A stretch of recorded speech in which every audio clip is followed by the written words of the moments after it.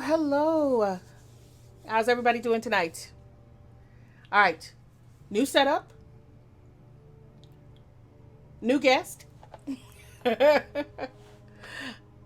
everybody hear me okay? I don't know if New Baldwin said hello, hello before I said hello, hello, or after I said hello, hello. Uh-oh. Ah, I know. I'm hoping you can hear me or somebody will say muted. There we go. Hey, right. Stu. Before. There we go. Yay. Okay.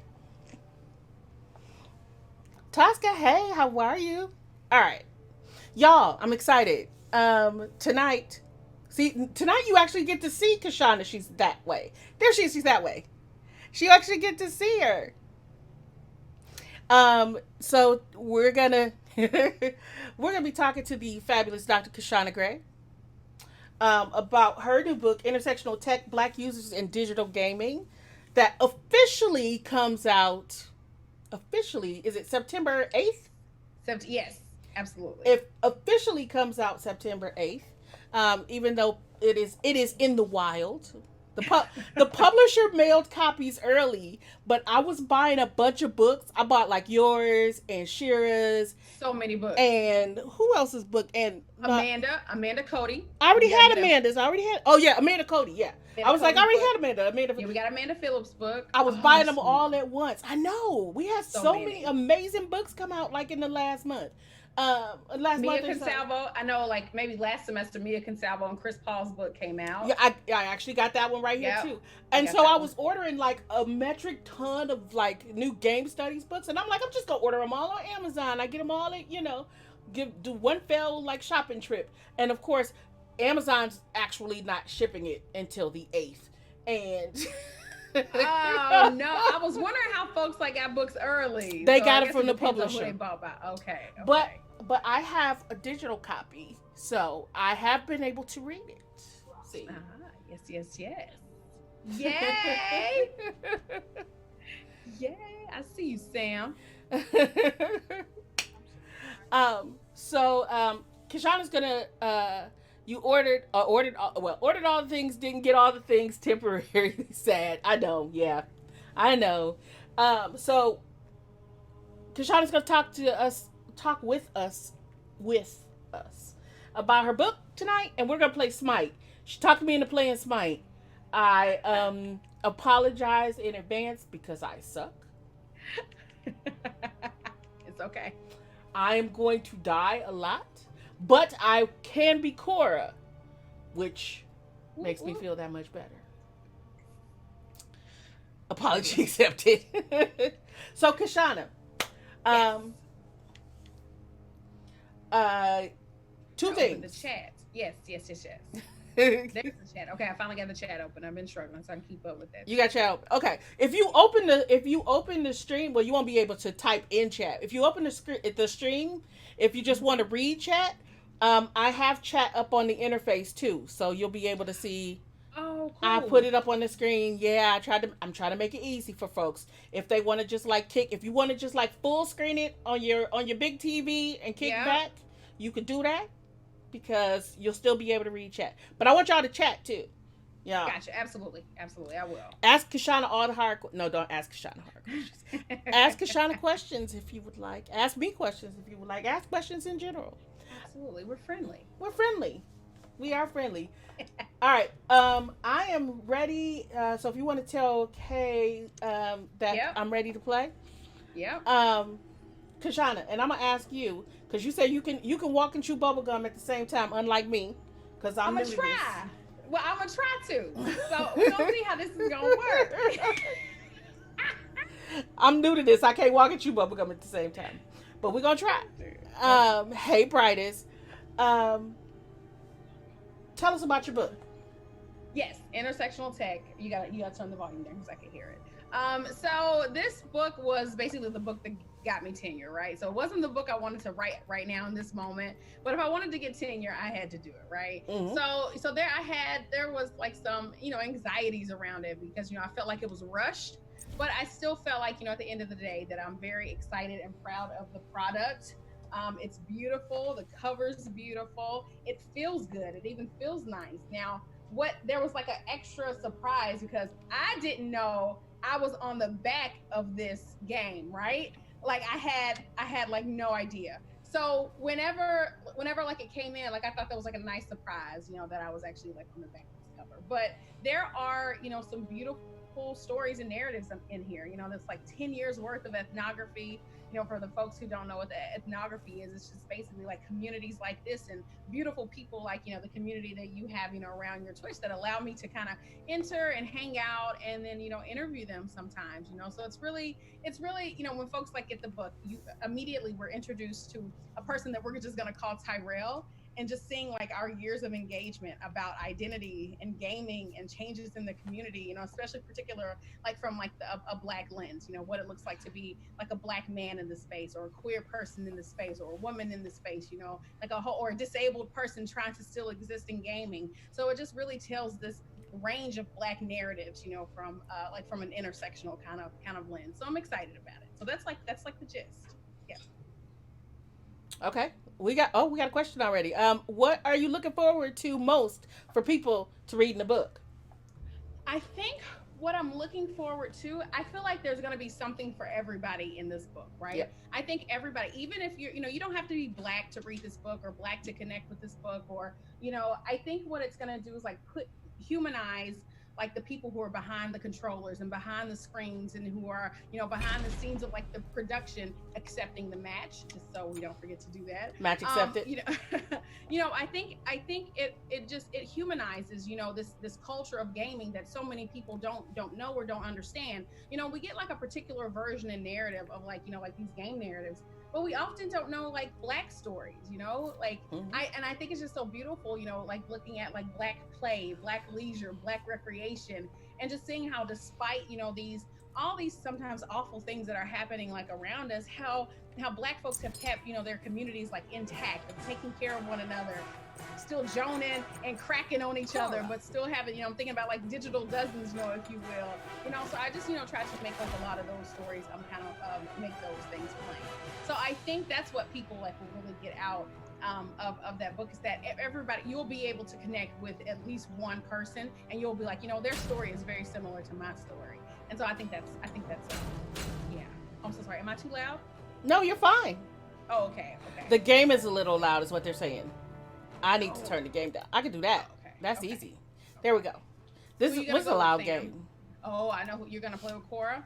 Of course I am. Of course. All right, I'm gonna get my character. Let's see. Let me start with Let me know if that's Smite. better, new bold one. Okay. Okay. Yeah. So Kishonna, yeah, exactly what you were saying about like there being something for everybody.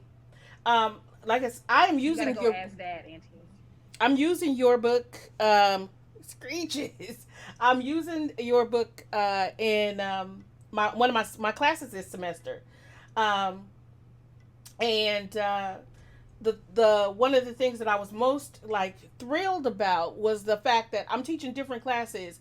Oh, there's a Scotty on the other team too.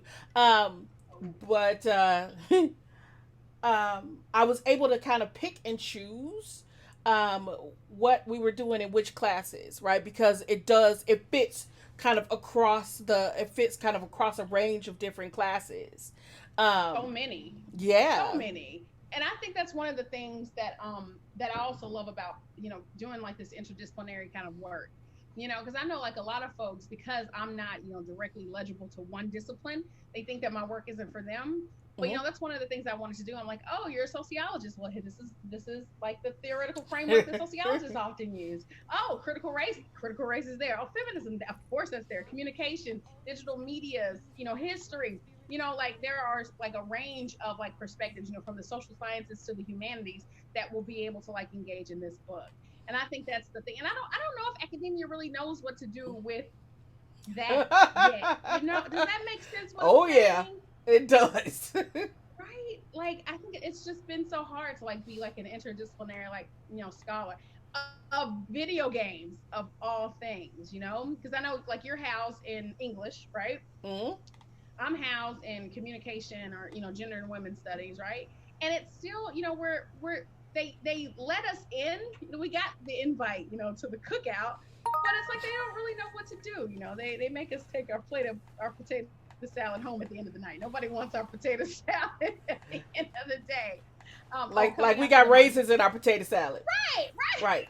Yeah, nobody want our potato salad. They don't want our potato salad. So it's just been hard, just and it's been great, folks like you who help build, like community around, folks like me, so that Green Eyed Hunter subscribed.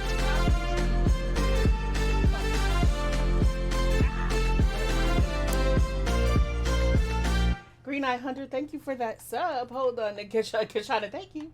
Kishonna was like, she just talking. I know everybody's like, you gonna pick up that controller? I know, right? All right. Hold on, I'm coming back out. Let me go pick up Mana. Good job, Smoke. And shout outs to our lovely teammates. We are not just playing with some randos. Nope, not tonight. We are playing with a lovely squad. Headache is actually my partner. Smoke is a person that we've played with for, we've played with him for more than 10 years. Mm-hmm. Let's see who else. I'm trying to think about what their gamer tags are. I don't want to say their actual names. And then we got Bree. Yeah, Bree. Bree is amazing. I connected with Bree through Twitter, maybe a couple years ago. So shout outs to Bree, Smoke, Headache. Shout outs to all y'all for helping us. And we'll probably, and of course Sam. And she's going to make sure I don't forget. Shout out to Sam. Don't forget me. Oh no, I'm dead. I was trying to get back. What are you saying? Sure, if you want to, that's fine. Green Eye, Green Eye Hunter, dog. thank you so much for that sub. And Rhetorician, thank you for the follow. I appreciate it. Oh God, there's a Cthulhu. Callie's on me. I'm running. I need help. There we go. Cthulhu. There we go.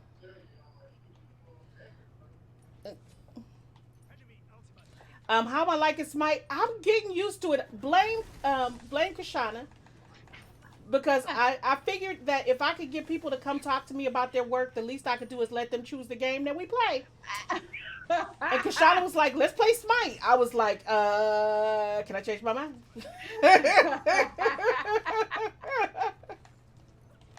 and let's Ooh, listen. I'm being triple team, but on the right, Uh-oh. on the right. Okay. Okay. Thank you, appreciate y'all. Okay. Okay. Yeah, it was nice. Thank you, appreciate you. Good job. Good job, Samedi. Oh, jeez, why am I stuck in this? Go, can you, puppy. Scotty, Go I'm here. Or Cora. All right. Okay, what? There's a dog biting me. I'm dying. Oh no! Yeah. Oh no! I was getting attacked. Oh no! I didn't even see the dog. I'm so sorry. So sorry. Hey, Carrot. Now I need to make sure folks know that just don't think that Sam is too benevolent when it comes to picking your own games, because she still has not allowed Trey to play Forza. I mean, let's just be all the way real. I mean, your benevolence only goes so far. Well, if Trey come on and talk to me again, no, I'm not. I'm not playing Forza. I can't drive. Y'all know I can't drive. It ain't no secret.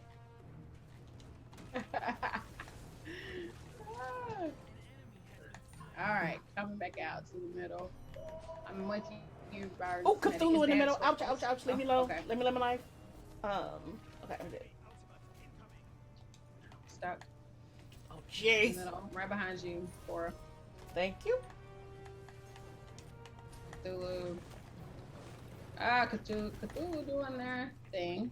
Mm-hmm. Listen, I had no idea. I've never known the history of Lovecraft or Lovecraft stories. I didn't grow up in a literary tradition. So whenever I saw Cthulhu, I'm like, that character's from Smite. And people are like, Smite did not create this character. I'm like, this was I felt so awful. But I loved actually learning the history, albeit problematic, of H.P. Lovecraft's work. But I won't have any spoilers. But I'm thoroughly enjoying Lovecraft. Have you been watching Lovecraft, Sam? So yes, I have been. But the thing about Lovecraft, though, is Lovecraft Country, is that there's a whole tradition that I didn't recognize actually existed, because I never really, I never really I'm trying to watch my language and not use the language that I use when I'm not on stream. Yes, I I'm with never you. really messed with Lovecraft because Yeah, Lovecraft was racist and misogynist, right? Uh, yeah. When I so learned, I had no idea. oh Yeah, yeah, super yeah, super racist. yeah, yeah. Um, not driving is a staple of the gay existence. I can drive in real life. I can drive the heck out of a car in real life. Um, just not in video games. So But just but because I never really messed with Lovecraft, yeah. Oh, it yeah. wasn't until Lovecraft Country came out and people started talking about it that I recognized or realized and learned that there's a there is a whole kind of genre of like sci-fi fantasy stuff that's called Blackcraftian, that is a Hmm. reimagining and repurposing of Lovecraft by folks of color. And Lovecraft Country is actually kind of the It's one first of time that those. we see. Yeah, it's kind of the first time that we see this, right? Close his door. Close Oh his dang, door. I'm dead.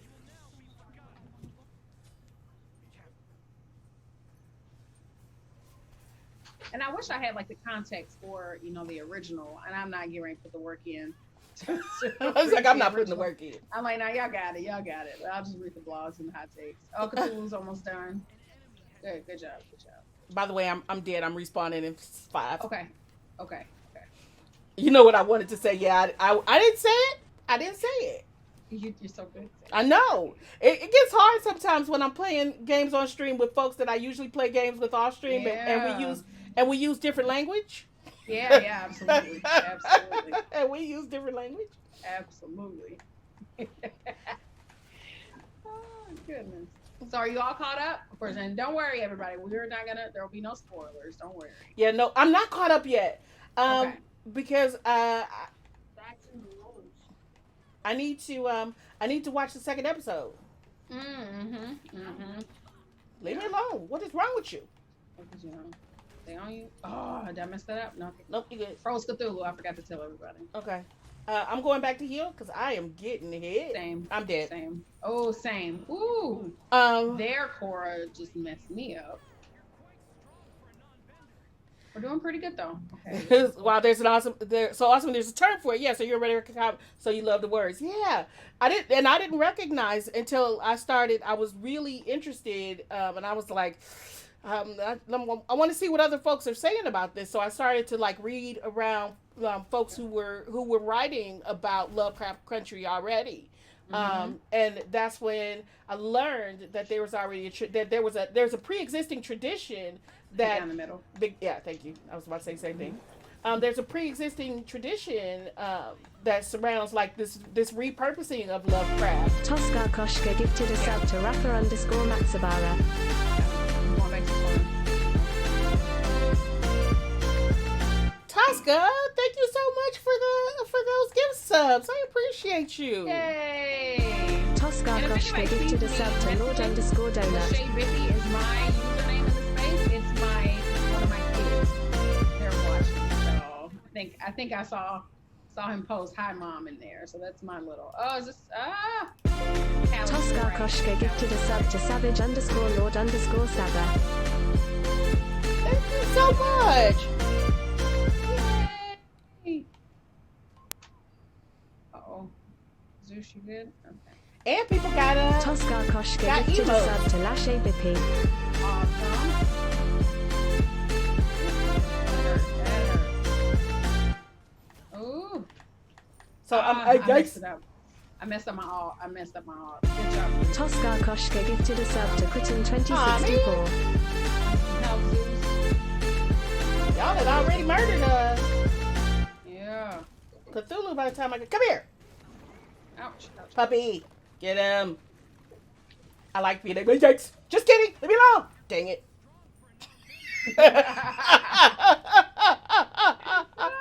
Sorry for the interrupt. No, you're fine. I was like, get up. Oh, dang. Are we here together? Where are we? Where's our teammates? I'm respawning in 10. Okay. Okay, great. I got murdered over there. Okay. On the right. Uh-oh. Uh-oh. Leave me alone. Let me live my. Oh. Cthulhu's trying to fight me, y'all. Is our Cthulhu teammate up always there? trying to fight somebody. I know, right? Like, oh, somewhere. If I could call Jackie Robinson. Jackie Robinson, you something else. All right. No, leave me alone. Ouch, ouch. Ooh, that hurt. That hurt. All right. Yeah, so there's all kinds of cool stuff. I mean, and one of the reasons, and I know Donut came in and was like, Svista playing a MOBA? Yes. Look, I just like got murdered over here.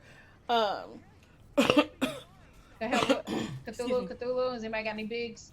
Let me get out of here.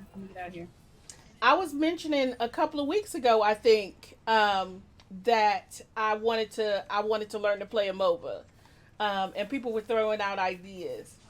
I was like, I want to learn to play a MOBA, but I don't know if I, want to put the time in and like learn to do this the right way. Mm-hmm. And then Kishonna was like, MOBA, Smite. And I was like, oh, I guess I'm about to learn how to play a MOBA. And you're doing a fantastic job. I don't know about all that. Look, you got Cora. Look, you doing it.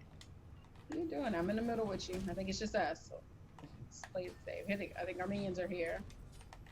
I'm sending the puppies. Kali is here. Being mean. Get away from her. Thank you also, like for sharing that, like how folks like, reframe like those narratives to, especially like incorporate, Black stories, especially in places that were excluded. Mm-hmm. I think that's basically, going back to the book, that's really like, what the book does, just like reframe, like provide your own, self-definition, from like a Black feminist like standpoint. Like you tell us like your experiences, like, yes, there's racism here, but tell us what else, because nobody else knows those stories. And that's one of the things, people can't always like understand why Black people stay in gaming or why women stay in gaming, like if it's so bad. But I'm like, that's just like a part of it. And big dude coming at the portal. Folks. Yep, big guy. And ain't nobody studying like all that stuff, because we have a great time. We have great communities. Great job, team. Great job. Kali is almost done. Yeah, there you go. I'm following Medusa. Okay. Darn. Here. Leave me alone. In the middle. It seems fun but complicated. Yes. I would say complicated is definitely a word for it. Complicated fun. Let's call it that. It's fun because I get to play with fun people, but yeah. Absolutely. Yeah. I mean, and I think that's a big thing, right? Kishonna, is the fact that we make spaces for ourselves.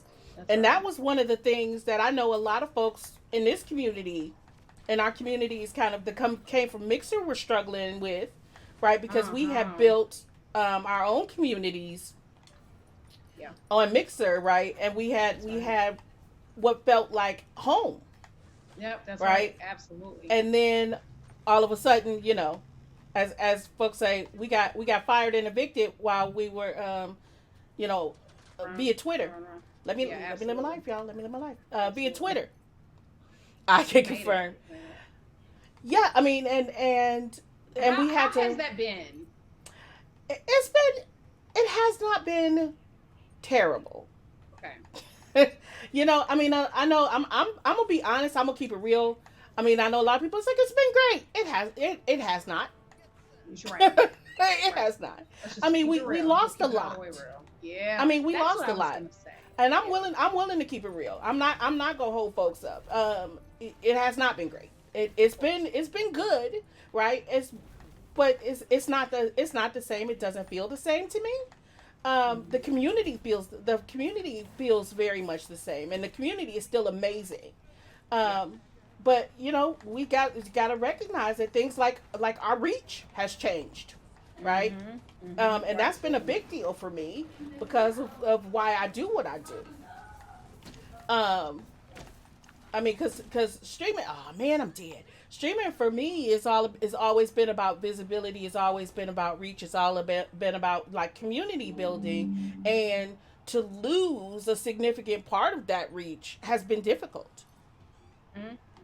Yeah, absolutely. So I mean, but it is what it is. Ask away. Oh, folks are asking if they can answer questions. Yes, I'm sorry.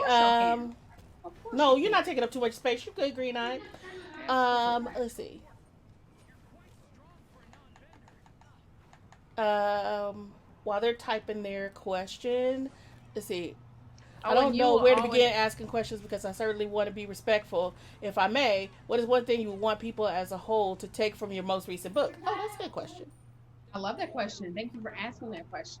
Um, I want people, because I always want people to connect with these stories, even though, I saw, I think, Tired Trans Man, in the making, with your comment, I don't want people to like feel excluded or think that they're like not a part of these stories, right?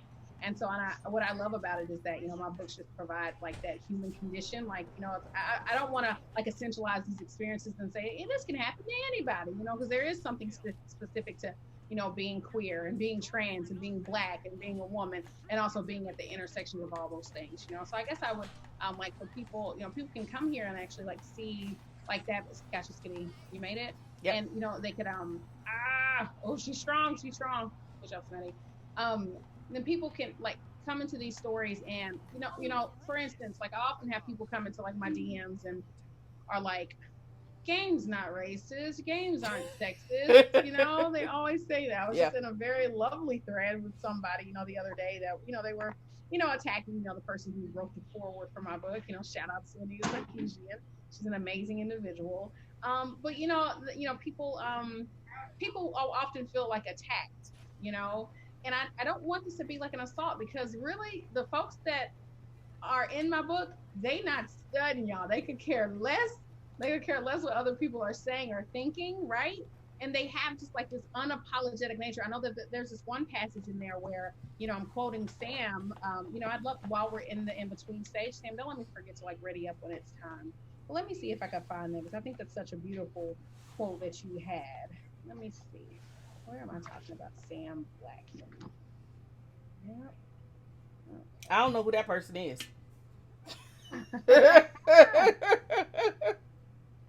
Oh, let me read here because I took this right, like from where Sam was talking about. So is it okay to read? Will they like that? Yeah, no, Because that's fine. It's your I'm book. about to sit here and just like read to folks. Okay.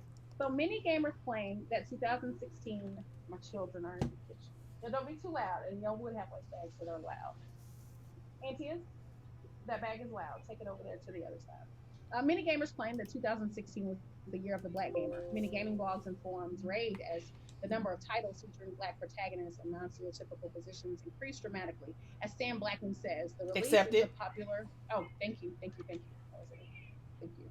As Sam Blackman says, the release into popular culture of two Black heroes who were unapologetically Black reflects either gaming's cultural recognition of inclusive stories or an inability to continue ignoring the demands of gamers who are urging for more diversity. She refers to Luke Cage, a TV show character, and Lincoln Clay from Mafia 3, but her analysis can extend to other titles. Even so, the Black community is divided on the extent to which in-game depictions of Blackness disrupt traditional narratives. For instance, Mafia 3 can be viewed as a traditional criminal narrative, and I contend that the hypervisibility and hyperconsumption of Black death in Battlefield 1 fits into the problematic framing of mediated Black pain and struggle deployed in mainstream media. So I think, I want to, although, the book is about games, it's about gamers, it's about gaming culture. I think people are really going to be able to just like peel off like that layer of like just like the unknown because so many of our communities are like hidden. We're not in the public spaces of gaming. People don't like. People were just emailing me now like, we're trying to find Black gamers. Can you help us find Black gamers? I'm like, there we out here. We out. It's not hard to find us.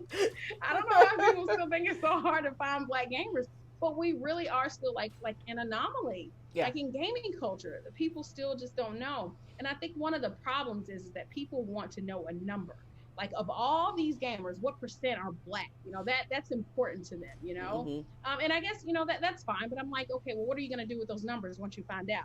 Like, are you all of a sudden going to say, oh, we should stop being racist because it's Black people out here? I don't know what people are going to do like with those numbers. But that's some people's ministry. It's not my ministry. But I'm big about just like what are people's experiences. So like if you play Watch Dogs 2, like so many Black, think about like the Black nerd Mm-hmm. loved Watch Dogs 2, and I remember even talking about oh my gosh, to my uncles, like I showed them Mafia 3 when it came out, like to show like this the post Vietnam Black experience, And so like them watching Lincoln Clay just drive around with the music, they talk so much about the music, within that game. And I think, that was just like so beautiful. And this is a very intergenerational, kind of like experience too. We tend to think of like gaming as very much like in these small like terms of like, it's like the small cohort of a particular kind of like black person.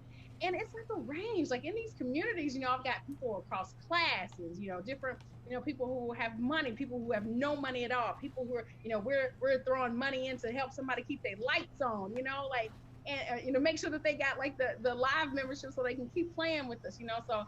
And there are people with kids, people without kids, there's just a range. And I guess that's what I wanted to put as many stories in there as possible and to make it, legible as possible. But I think that was also like the challenge too. Let me know if there are questions here, and I'll stop talking. Once I start talking, I can't shut up. But you just stop me, Sammy.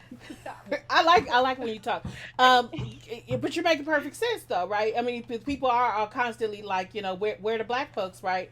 Yeah. I mean, and it is about visibility. It's also about and you know what? Some folk ain't gonna like that I say this, but I'm gonna say it anyway. It is also about meeting a certain demographic. It is hard for black gamers, and to talk about visibility on platforms like Twitch and YouTube.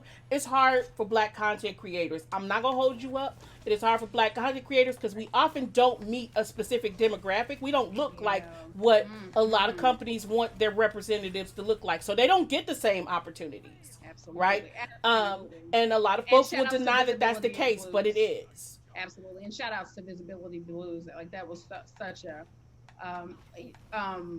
I hope people know that. People will watch that. I want to make sure that people tune into that because that's still available on your YouTube channel. Right? It is, and there needs to be more episodes, and there will be more episodes. That's what's up. Because I mean, it's work that needs to be done. It's work that needs to be done.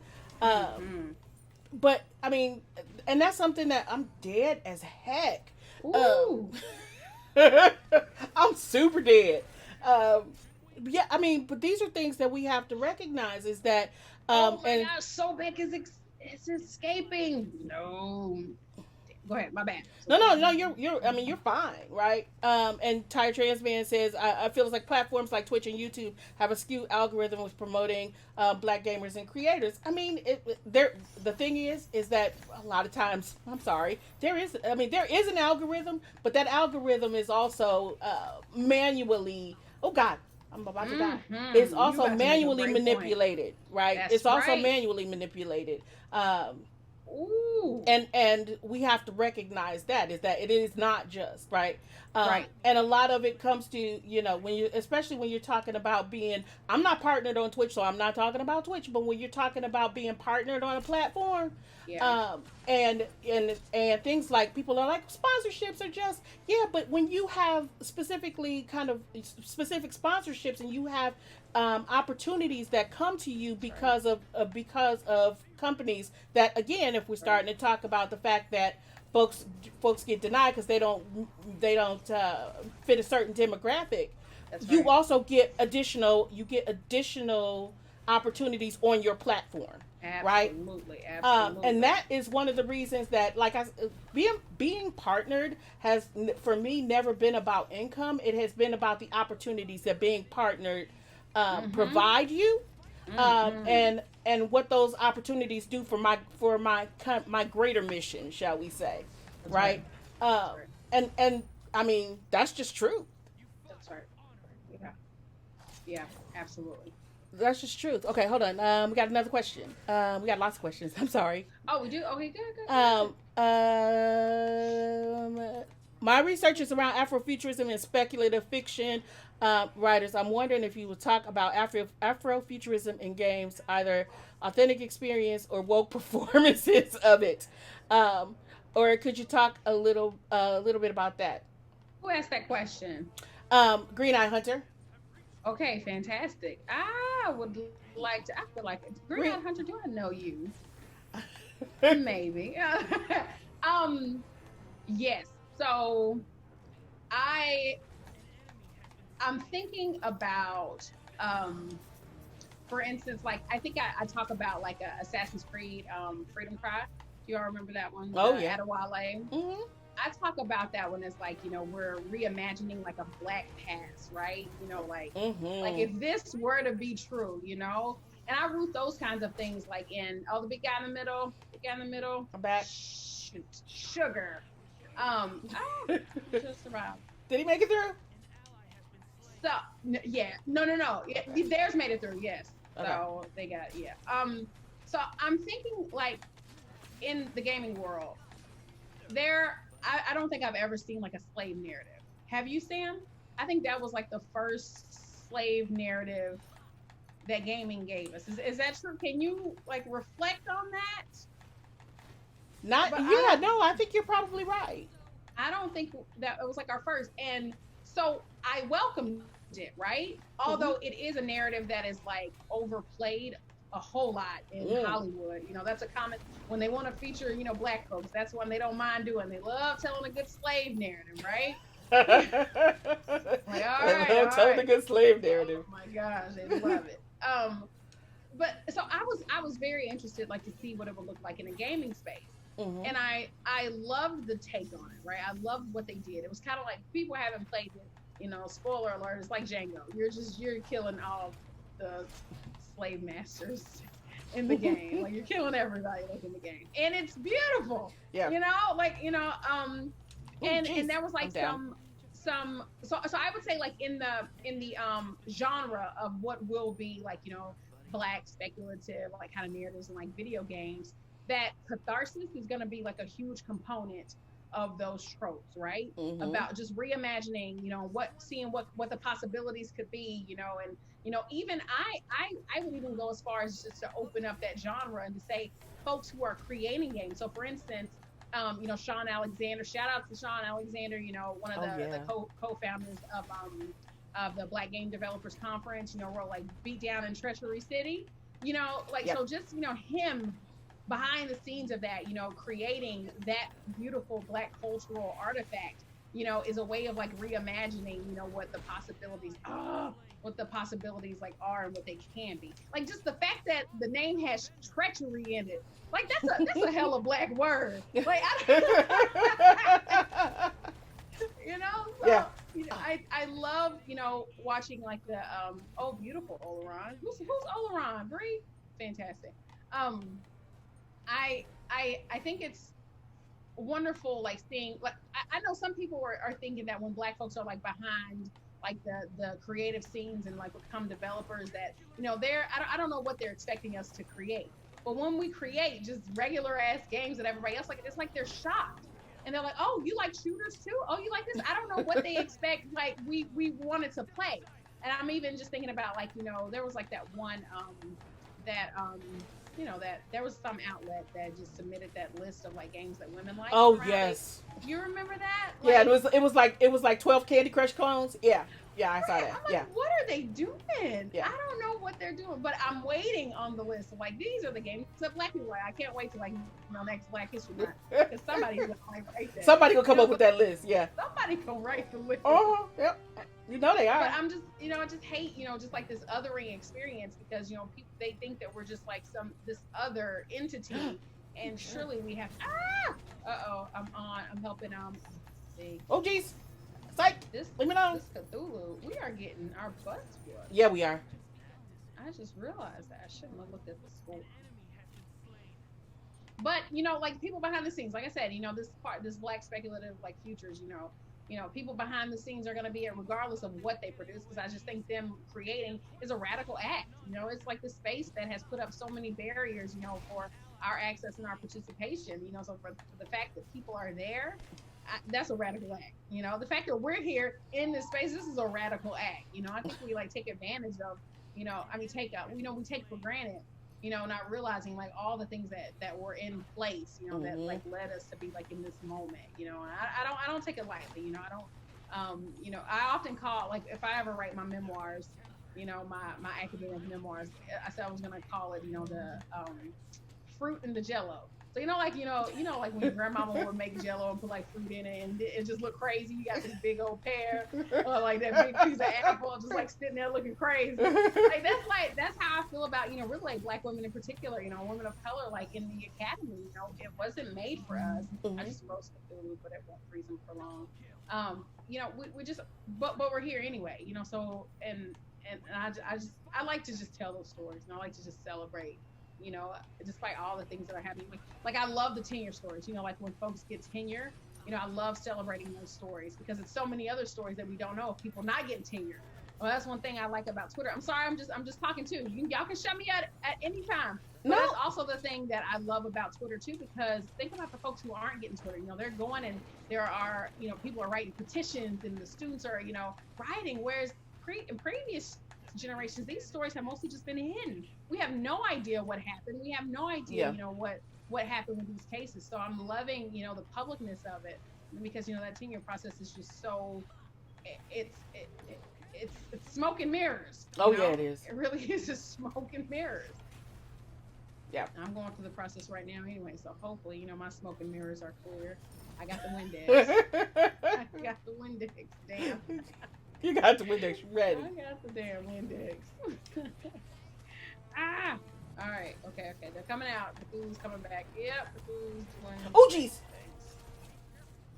Oh, Emil, I can help. I can help you, Oloran. Oh, I'm froze.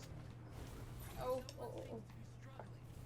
Oloran. Oh, I should have went stepped inside. Oh jeez, I'm stepped in. That hurt. Okay. Your PCO. There you go. Go get him. That's a good name for a book. What name for a book? Oh no. I'm ready. Oh, they got me on the doorstep. Okay.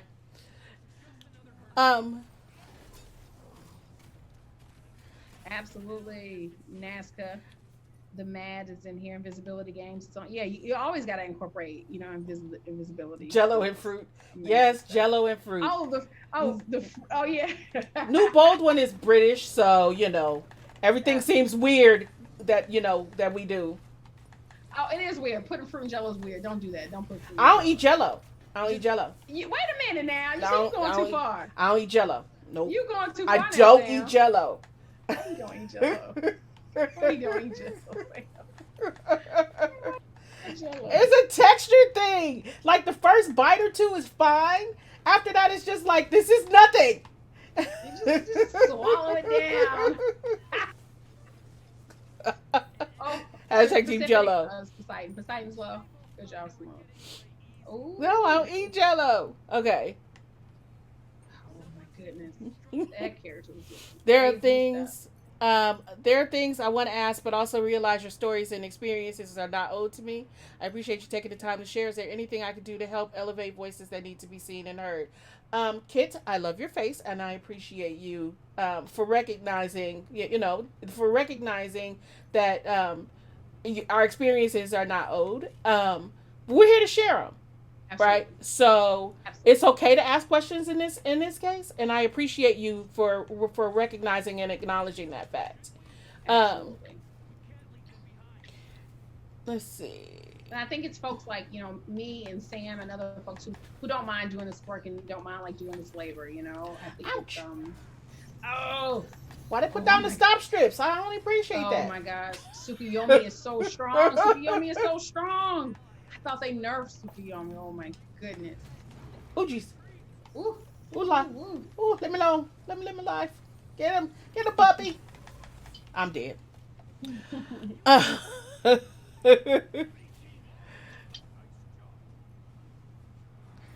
You can put pineapples in Jello. No, you can't.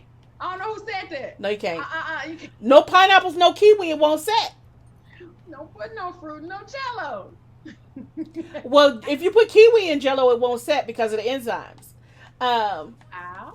Did you know that? I know because I tried to make Jello bearable once, and I tried to put kiwi in it, and it didn't set. And I was like, "Why won't this Jello set?" And then I was like, "Oh, enzymes." No, you can't. The reason you can't put it in there is because it's gross. Right. Don't put nothing in Jello. Put the Jello in the trash. Put the Jello in the trash. Leave it alone. Jello in the trash. That was delicious. Jello in the trash. That's what you can do with Jello. Flavored rubbery water. Tosca, we are here. Remember when we used to be friends? Hey, Lindsay. Let's see. I'm sorry. We might have missed questions because I've been running my mouth. That's my fault. Hold on. Let me switch over here for a second. Ooh.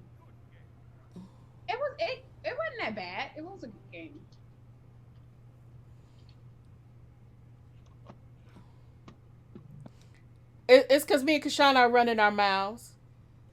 Put marshmallows in Jello. Oh my gosh, throw I've it all seen away. that. I have seen that. Marshmallow. I gotta Google this in Jello. We put biscuit crumbs, then jello, then fruit, then custard, then cream, and call it a trifle. Yes, I've seen people do that too. That's gross too.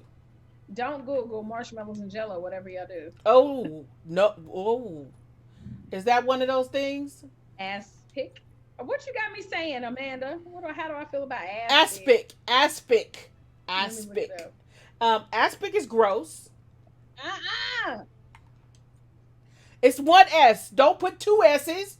Don't put two S's. It's meat jello. It is meat jello. Accepting match. Match accepted. Kishonna done messed around and put two S's. That's why she over there screaming. Brennerella, thank you for the follow.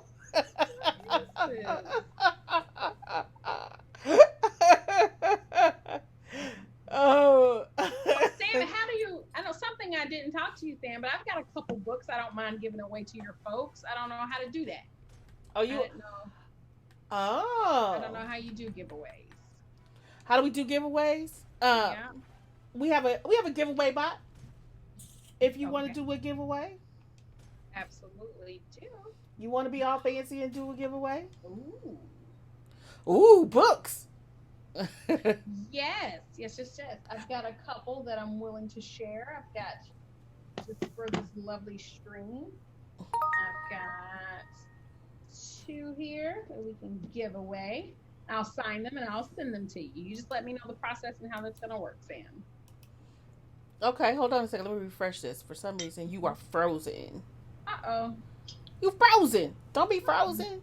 Mm.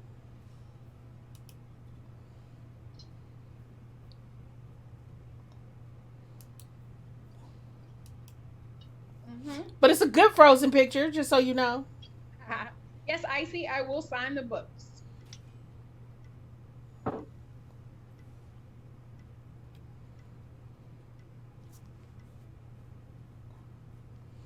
She even said she was gonna send me a signed copy of her book. I got you, Sam. I'm impressed. I'm all excited. Hold on, let's see. Sam, do you want a soft back or a hard back? I want you to send me whatever you want to send me. I want a hard copy if it's signed. Got you. I'm lying. I'm like, yeah, anything's fine though. I want the hardcover. Okay.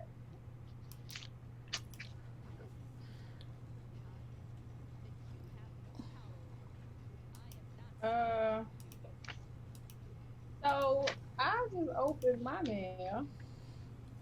Hold on, I'm gonna do this so I can fix this. Uh-oh. I'm gonna get Kishonna's picture back in just a second, y'all. Take your time.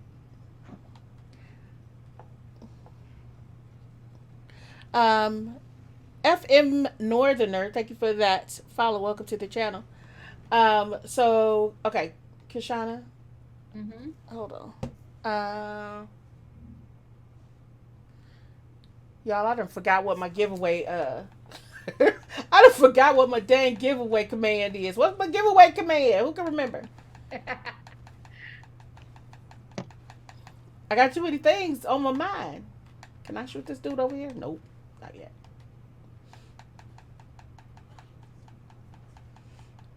Pixel gift, thank you very much.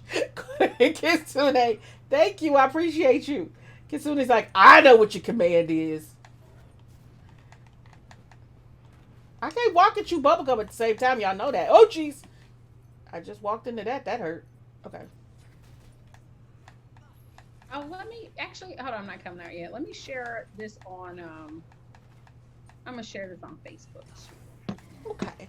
And as soon as we take a break, I'll do or I can probably do it with one hand.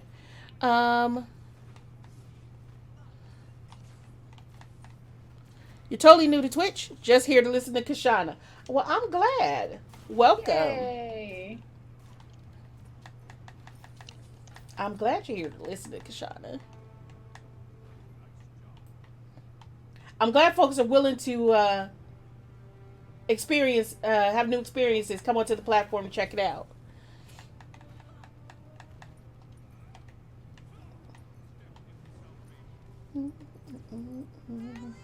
Ooh, ow, ow.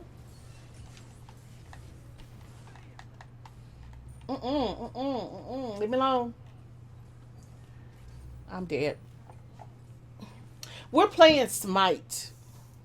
Are playing Smite. Okay, I'm gonna do the pixel give. I think the only requirement is that you're a follower, and you'll do exclamation point enter in chat to enter the giveaway, and then exclamation point, or you can just say anything to claim it if you win. Starting giveaway. There we go.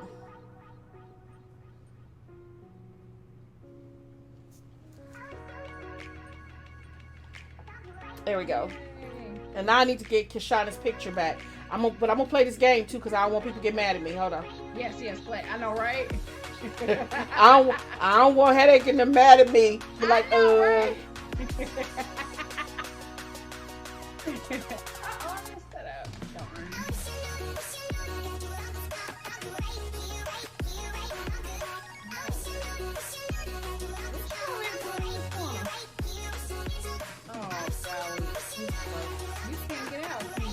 But we can't kill you either. What the world is going on? My goodness. We couldn't.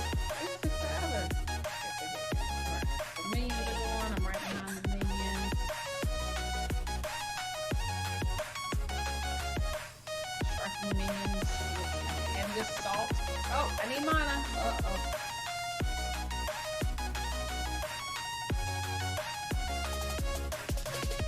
oh jeez. I think I walked right into that one. That hurt.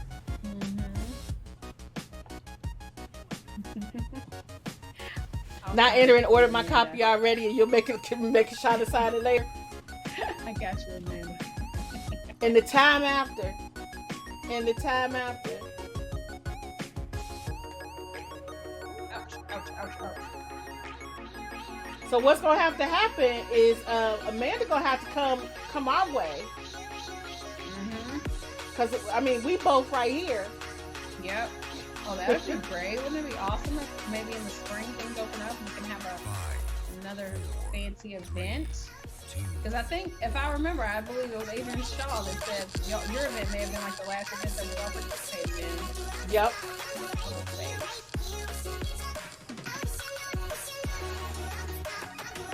Yeah, Adrian did say that when they came here, that was the last time. Well, that was a good one to end on. It was. It was good. So fun. Tasha, congrats. Just type anything in chat. Claim. Like, give me my book. Yay. We got you. You'll help me figure out how to send it to him, right, Sam? Yeah, Tosca's here. Okay, perfect. Oh, okay. Don't appreciate it at all. Just disrespectful. Woot, congrats. Get a puppy. Yeah. Did. I love that you call it. Thank you, puppy. Get a puppy. Oh, I'm stuck. Stud. Let me know. All right. It's pretty tied up. It's pretty close. It is. Uh-oh. Let go.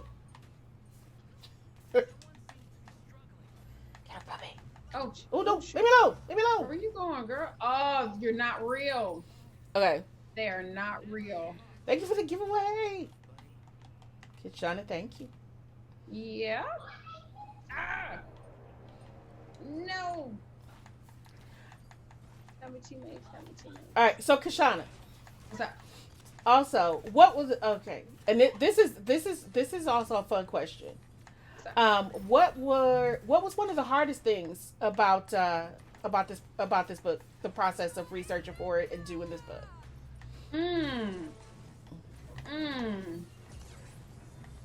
The hardest thing in completing this book project was So the nature of ethnography, requires me to be immersed like in a community for an extended period of time, right?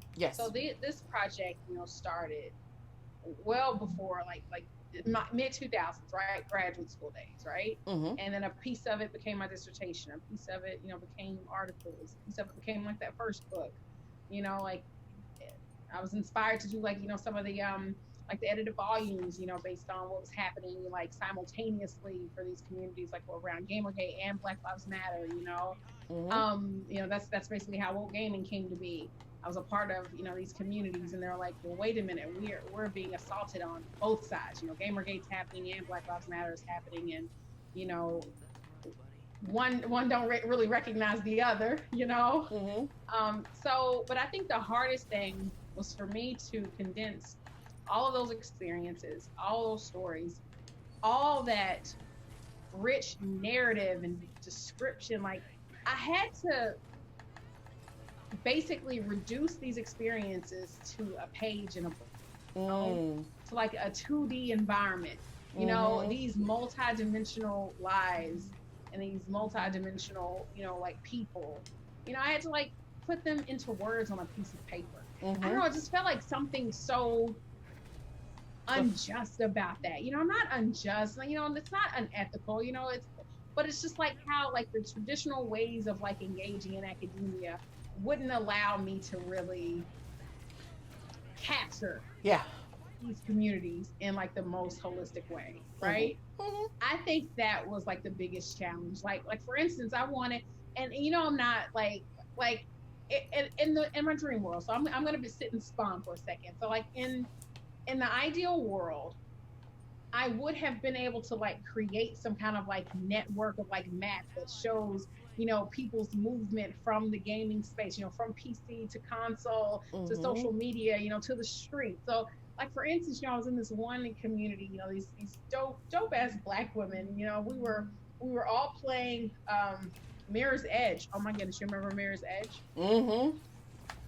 We were playing Mirror's Edge, and I think it was while we were playing, news of the violence that Chris Brown did to Rihanna had broke, right? Uh, While we were like playing in this space. mm-hmm. And it was like it was so weird and so surreal, but just in the way that we were playing, like the character, it's one of those like first person, point of view like shooters where we only see like the character's arms, and we can't see them, and they're detached from their own experience, being controlled by us. So it was just like so weird, like to, because one of the women like in the chat, talked about how, could she imagine, just seeing this thing happen to her, and like not really like experiencing it, and like seeing her face later, and seeing like the extent of like the damage of what he did to her like later, like, and they were like, it was just like such a weird, interesting moment of how we were making connections, from the character, and trying to humanize the characters, and trying to really make sense of what happened to Rihanna, and like support her, and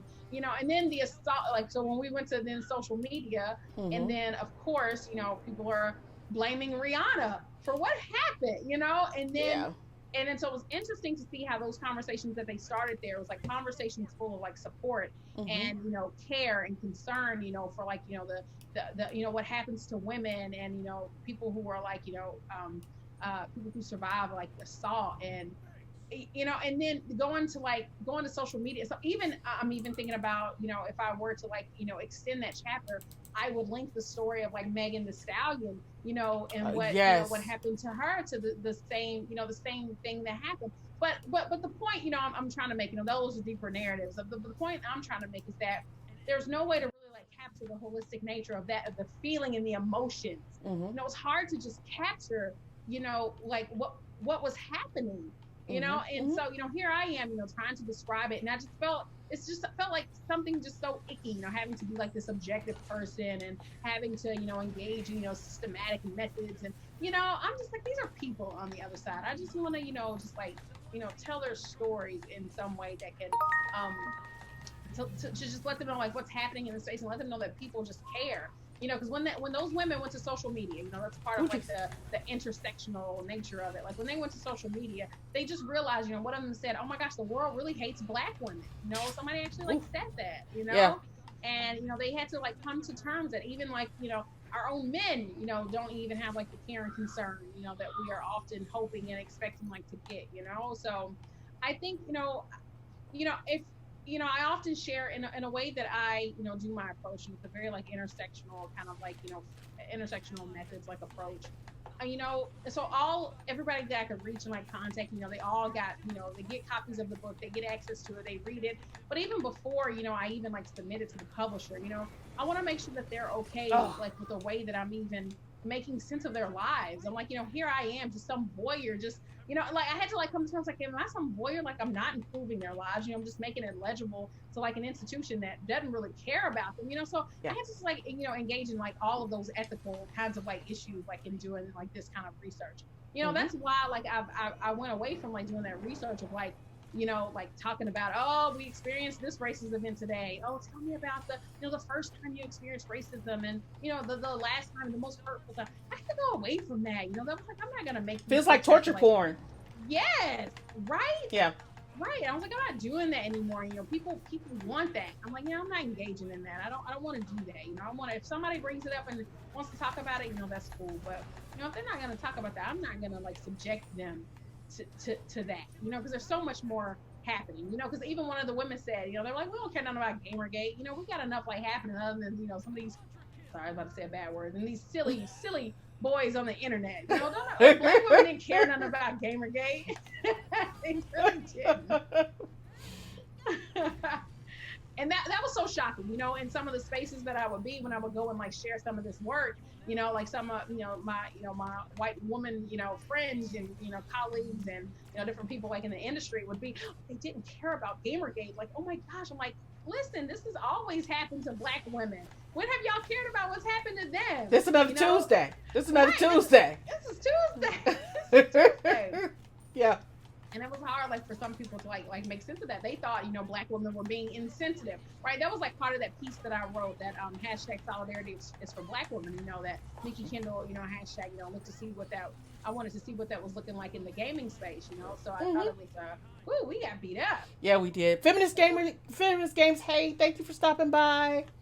Hey, yeah, you're welcome. Okay, who won the books? Are we gonna have like a ceremony? So how many? I don't know how many you want to give away. I gave away one. You gave away one? No, I've got two. Okay, so let's do another one. Let's do another one. I've got two for y'all because y'all are so amazing, and you're so amazing for always.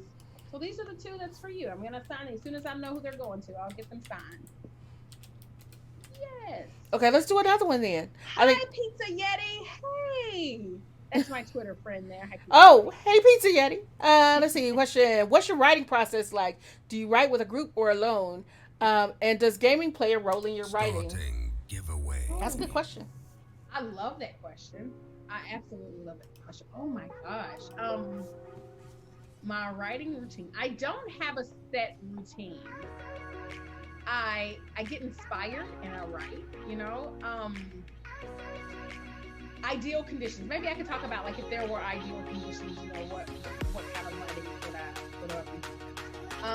I like plants. I like water features of some sort. So if I can be near water or cure water, I would love to do that. Match accepted. Accepted match, thank you. I like natural light. Give me a second, because like I'm gonna be honest, like since I've had kids, I just have to write however I can. Like, they might be laying in my lap and I just pull out the laptop, and there's no perfect conditions like for me to like write. I will say I don't know what has happened. This is probably just happening to all of us. Like I don't get inspired to write since, quarantine and since COVID has happened. It's been a struggle, so I'm very thankful, that the book project, like is done, like right before, I think I submitted it to the publisher like at the end of winter, maybe at the beginning of like in January maybe, and then everything happened, so I couldn't imagine trying to like, finish the book during these conditions, because there would just be no way. I don't want to write at all. But I will say, other things that like inspire me, I like playing the games. Although, I don't often, I'm not like a scholar that talks about like depictions and representations in like games. I do get inspired by playing beautiful and pretty games. So one of my go-to games, I know this is going to sound crazy, but just go with Hitman. is a game that I get inspired by and play. So, like, you know how, like, some people, they play, like, GTA and they just kind of roam around the world. Like, I love accepting the map. I love roaming with the beautiful maps, like with Hitman, you know? Like, I know it's not just the maps, but I don't have, I need to figure out what that looks like. The little corner, I'm in, like, a little writing nook right now. This is my partner. This is his writing nook, you know, for him. You know, he has, like, a traditional 9-to-5 job, so I've taken over his space, you know. I'm like, hey, let me play there, and let me write there. And we have Type in chat, farm girl. Yes. What is it? What's happening? I was just saying type in chat. Oh, yes. Did we get the winner for the next one? Or is it We did. Yay! Oh, yes. Perfect. Awesome. Yay! Fantastic. Alrighty. Thank you, Kishonna. I appreciate you. Absolutely. Oh my gosh, yes. I didn't know if I needed to, like, formally set that up beforehand. I just forgot. I completely forgot. And I've got your book, so that's two for your stream. Oops. For Sam. I'm an idiot. You. What happened? You're not an idiot. I do dumb things sometimes. Oh, it's okay. That's okay. And that's absolutely okay. And then yeah, but I don't. I'm right. Listen, writing's not natural to me. It's not. I struggle with writing. My writing is not that great. You know, I had to go, and that's okay. You know, I never thought that I shouldn't be in academia because I didn't write that well. So, and I know that's some of the advice that I impart to, like, students that I, like, mentor or that I, like, advise, because they're like, oh, well, I don't write all, like, highly theoretical, or I don't write like that person. I'm like, well, there's space for all of us, you know? And so I really pride myself on having, you know, very accessible writing, that if anybody could pick up my book, anybody could, like, read it, you know? Even my grandma, like, read my book, and she didn't like all the curse words that were in it. She wasn't feeling that. She was like, how dare you? You're supposed to be a professor and professional. How dare you? I'm like, listen, they like when I say bad words, Granny. They like when I say bad words. They like when I cuss, Granny. She thought I was going to get fired. Listen, she thought I was going to get fired. So she'll watch you lose your job. She like, you got kids to feed. I know. She thought. She really think I'm going to lose my job. Yeah. Your dad says that to you too. And I think that's one of the great things, and one of the things that I appreciate about your work, and I appreciate about Amanda's work, is that accessibility. Because I'm the same way. I don't want to write anything that is just for academics. Absolutely. That's not who needs my energy. Exactly, Sam.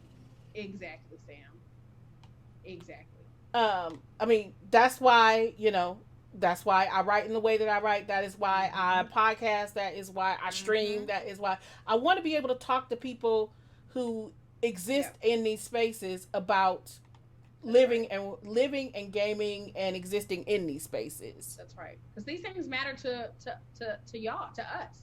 Academia, for the most part, could care less about it. You know, so why would I, like, write and, you know, beg them to care? You know, when they don't. Oh, I'm coming over to help. I'm helping Zeus with the damaged camp. Good job. Did there were some folks that were gonna reach out to you, Sam, about I'm not sure if they ever did, and I should have told you before just sending them your way. He might be waiting on an introduction, but he wanted to ask the question. He's trying to figure out, like, if academia is closer to, like, recognizing things like this, like if like, for instance, one day will your streams be able to get you tenure? That's basically kind of like what he's asking. You know what I'm saying? Yeah. And I told him, I was like, we ain't there yet. We ain't nowhere near it. We're not there yet, dog. We ain't there yet. We ain't there yet, dog. We ain't there yet, dog. I think it's interesting, right? When we look at, but if we look at stuff that is getting done, like what is his name? who's the young brother who's at Texas? Was he at Texas Tech? Who did the rap album as his dissertation? Do you Oh remember? yes, yes, I yes. think that as we in the academy start to accept more Mm-hmm. different forms of different media as a part Yeah, of the dissertation or as the entire dissertation, I think we get absolutely. closer to accepting Yep. different forms, different media as for the tenure and promotion process too. Absolutely. Um, Absolutely. do I think we'll never get there? I think we'll get there. I mean, if We we gotta push. push, and if we Right. recognize it for what it is, I think we can. That's right. I agree. He's at Clemson. Thank you. I couldn't remember where it was. Thank you, Green Eye Hunter, or where he was, right? And that's where he got his dissertation from. Yeah, his PhD from. Hmm. Yeah, but I yeah, agree with it's you. a fight we can't give up on. We can't. It And should also, definitely count as service to the field. The it's counting as service to the field is one thing. The big question though, Tosca, is will it count as will things like this count as scholarship? Because I mean, I think about like these kinds of streams in particular, right? Where hmm where like smart folks like Kishonna come and talk to us it's about their book work, talks. right? It's a book talk. It's a It's book a book talk. talk. It's a book talk. Absolutely. Absolutely. I think my maybe one of the things that I was saying to the person that was interviewing me and asking, I think that we can't ignore the hierarchical structure and the elitism too. Oh Because yeah. academia just prided itself on being this elite institution, and couldn't be bothered with the going ons of the peasants and the common man. Like, so I'm just even thinking, like, the fact that they allowed that brother to do his work, like his dissertation, like in that format. I was like, Mm-hmm. whoa, like I would have never thought. But but it all could also get out of there, get out of there. Yeah, so I wonder, and I think Oh jeez, that hurts. maybe like hip hop is getting mainstream too, so maybe it's just gonna take time for. But I'm just like thinking about how like mainstream gaming is. I would have thought that. I feel like somebody had like a creative gaming dissertation too that was like really like different. Like we've seen a lot of that, Mm-hmm. but those are also like field specific too. You know, may have been like in a creative, like an MFA kind of situation. They do those kinds of things. I've seen folks who've created games as a portion of their dissertations, Yeah, but not as the whole thing, right? yeah, yeah, absolutely. I'm definitely mad paving the way, but see, I'm paving the way from a point of from a place of security, Nazca. I Hmm. mean, I'm paving the way from a place of security, Mm-hmm. and maybe that's what we need is for more folks who are secure, right? Because I've already Yeah. got tenure. They can't like take it back and be like, no, Right. we take it back. We didn't mean to do that. Right. But we need to make sure that people can do it pre tenure as well. That's right. That's right. I keep Why who telling. is that that look like a yokai?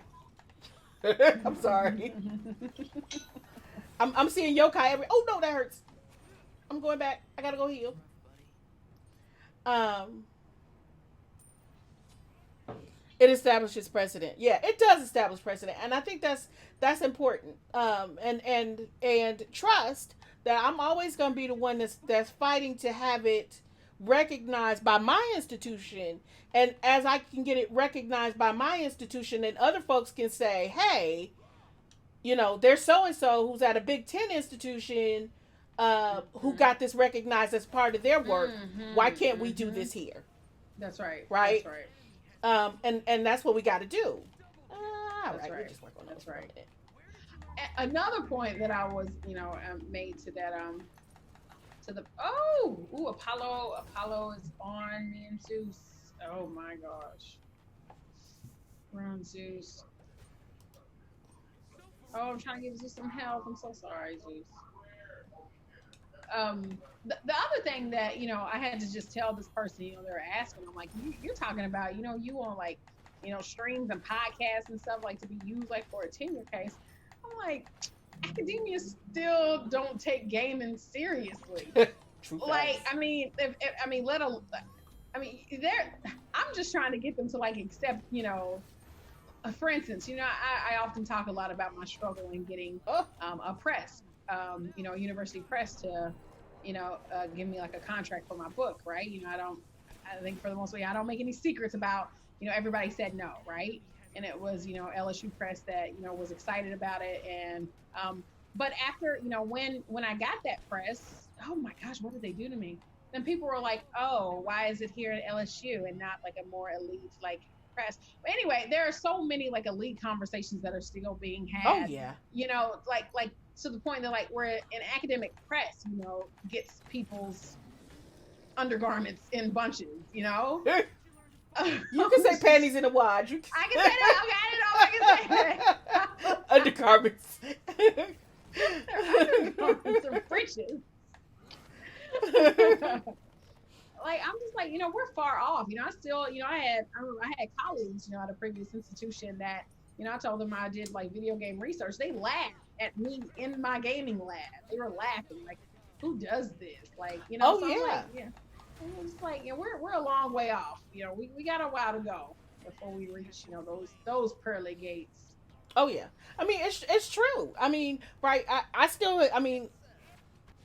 have I still have colleagues who say stuff like, I see that you're working, Right, like right. and we'll Out. use scare quotes, right? I see that you're working when they come Right. by the lab, and I'm like, bruh. I am working. I am. Indeed, I am. You like, are we having a pissing contest now? Is that what we're gonna do? Are we gonna do that now? Is that what we want to do? Exactly. And I hate that.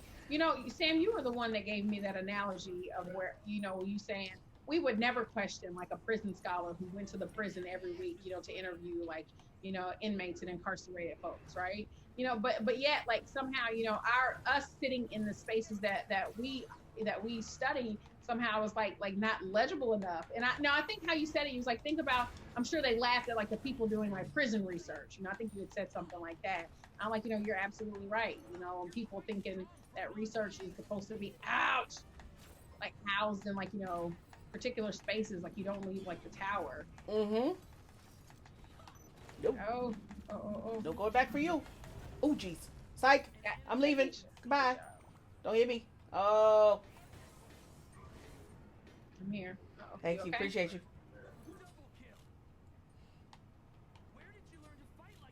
Minions in the middle. It's not easy walking and chewing bubblegum at the same time, New Bowen. It is not easy. Yes, A.D. Carson was his name. Thank you for looking that up, Hunter. I appreciate you. Awesome. Absolutely. And then Amanda brought up the person at Harvard, right, who did the graphic novel as a dissertation. So I mean, we have all of these. We have some of these cases, right? Yeah. There, people are trying to set precedent. People are trying to set precedent. Absolutely. We just have to be able to fight for folks to be able to do that kind of work. That's right. Right? And I'm dead. We're winning. We're doing pretty good. Unfortunately, anything that is not science based is looked down upon by the universities. Absolutely, farm girl. Right? Absolutely. I mean, this is true. Right? Absolutely. And I have no interest in dehumanizing folks. And this is not to say that all that all data in the hard sciences does this, but I have no interest in dehumanizing folks and reducing them to numbers. Right. Because even when we have numbers, that data has a story to tell. That's right. Absolutely. And behind those stories are humans. So we have to be able to do that work. We have to be able to focus on the people behind that work. I have no interest in doing that as my life's work. I could not do that work and sleep at night. That's right. That's right. Leave me alone.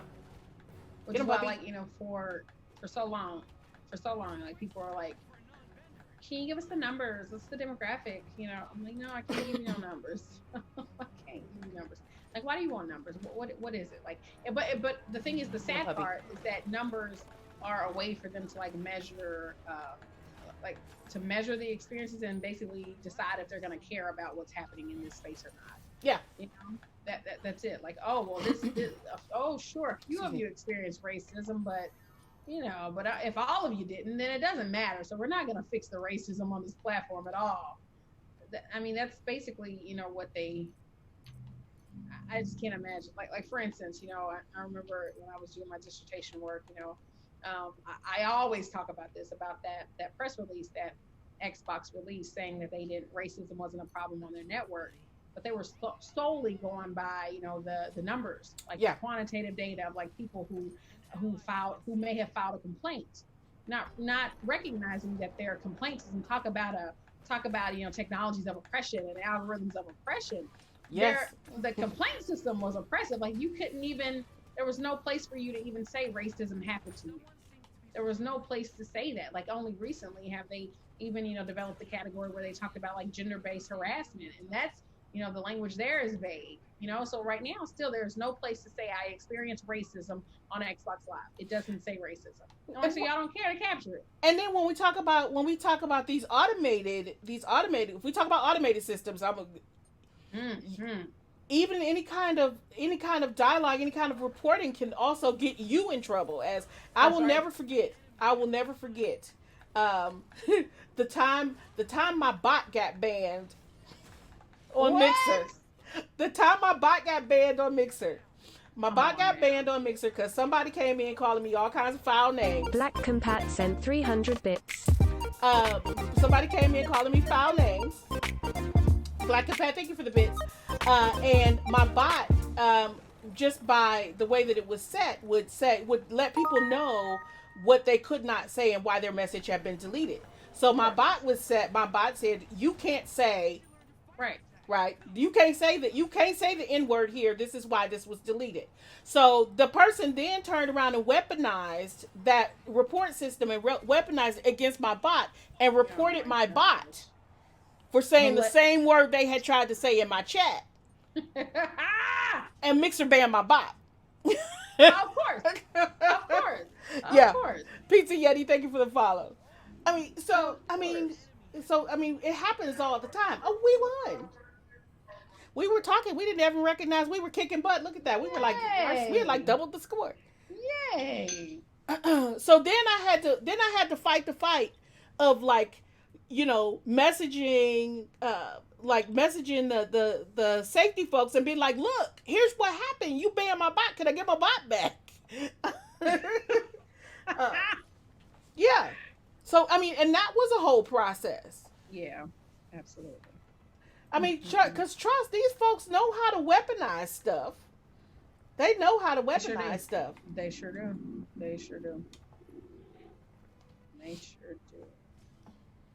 All right, let's see. And all of this is stuff that we have to take into consideration, right? You know it as well as I do. It happens on Xbox. It happens with Xbox Live all the time. That's right. Ooh, so many stories. Oh, are we gonna take a pause here? Or are we gonna take a? Well, we're taking a pause. We need to take a pause. Oh, Will is asking, can he join? Oh, Will, when we get some space. I'm sorry, buddy. As a musicologist, it's disappointing but not surprising that the hip hop dissertation isn't in the music field. It's also surprising that it was in a rec comp field. Absolutely.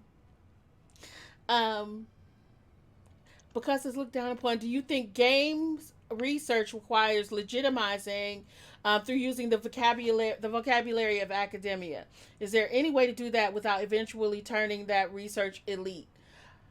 Rio, that's a good question. That is a good question. Do I think that it requires legitimizing without using by using the vocabulary of the field? I hope not. Because I think that by using, and this is exactly what I was saying earlier, match accepted. I think that by using that, we often put it out of the reach, and not that it cognitively puts it out of the reach of the folks that belong to that community, but just because honestly, who the hell wants to read that? Right. That's absolutely, I mean, absolutely. why, why spend the extra energy, right? Um, Absolutely. That when was a. we can Go just ahead. put it in, and we can put it in layman's terms and be just as, shall we say, intellectually or academically rigorous. Lindsay Now, say it 7007 from a gifted point a of sub to privilege. solar Because I underscore remember when I was source. trying to like publish, like the only reason I incorporated Pierre Bourdieu and habitus in my work was so it could be legible. So the Yeah. stuff that I did could be legible to like to be able Lindsay to. 7607 But gifted a now sub to Nuska the I Mad. never use it anymore. I just have to do it. So, like, I know how to do this. I just don't want to. I don't want to use Foucault. I don't care nothing about none of them stuff. I don't care. I want to use Patricia Hill Collins. Lindsay Yes. 7607 gifted a sub to H20 Master Fame 1. I'm gonna put Roger Lord in there. I'm gonna get the Gloria Anzaldúa in there. Some indigenous scholars, Chicano feminists. Like this is the story I want to tell. You know. Yeah.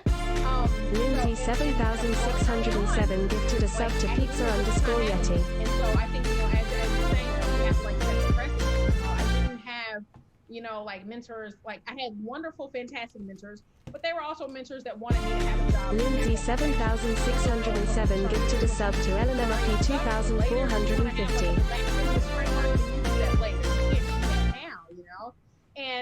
And luckily, I had I didn't like what that person said, so I found a committee that would let me do what I wanted to do. And so I found, so Black woman, Lisa Anderson, shout outs to you, Pauline Chiang, and, Merlina Lim. I had all women of color, that basically said, Kishonna, you want to do it, you go ahead and do it. You do your thing. And I did. But I do know I did have to, because sadly, it's not women of color who are in charge of like the publication outlets. Just think about how problematic the publishing process is.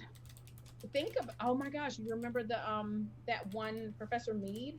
Remember that racist ass article that like that NYU professor, like it got through like peer review or whatever? Like think that's like the only reason that I don't say no to like doing like peer review, because I'm scared that if I don't do it, like who else will give this like the read that it needs from like a ethics of care perspective, instead of just saying, oh, nobody cares about this, so that's and I feel like a lot of women of color overburden themselves with that review process because we're scared for racist stuff to be out there and scared for like these up and coming scholars like us, we're nervous that the things that they produce won't be seen as like legible in academia. Absolutely. Thank you, Whisper Person. So Lindsay, thank you so much for those. Oh no. Okay.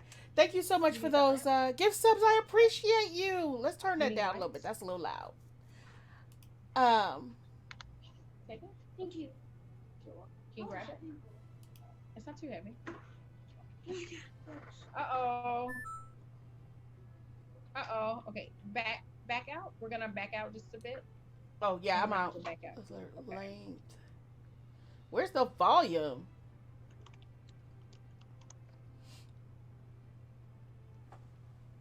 Okay, we're gonna get a fit in just a second, Sam.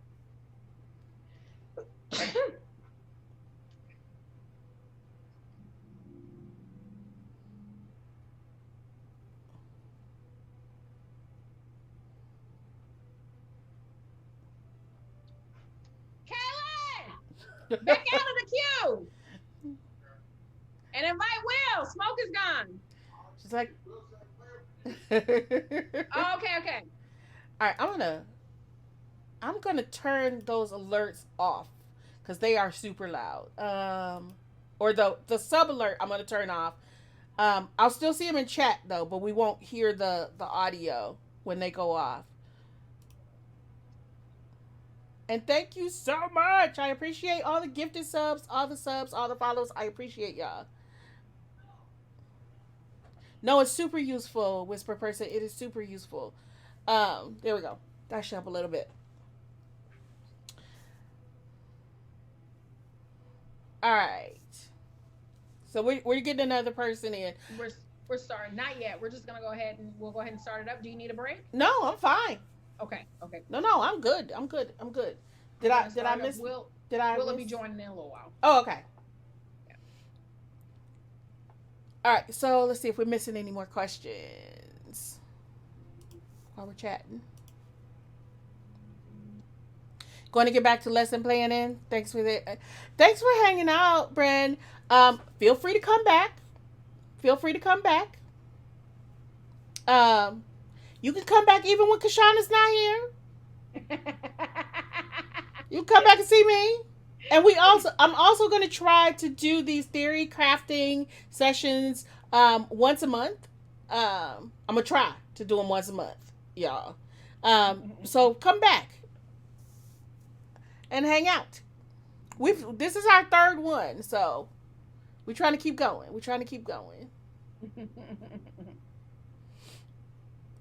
I'm scrolling back and see. Oh yeah, make sure we cover. If I missed your question and you asked a question, feel free to put it back in chat. You got to go to sleep here too. All right, darling. Have a good one. Thank you for hanging out, New Bold One. It is late for you. 10, 11, 12, 1. It's almost 3 o'clock in the morning for you. Woo, go to sleep. For coming. Oh, go to sleep. Thank you.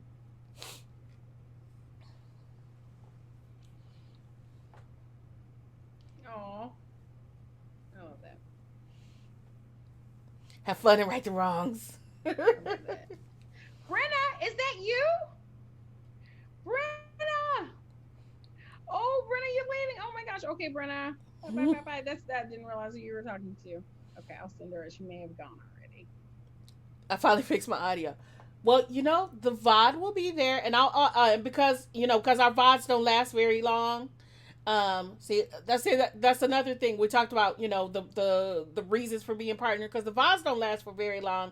I will download it and put it on YouTube as well.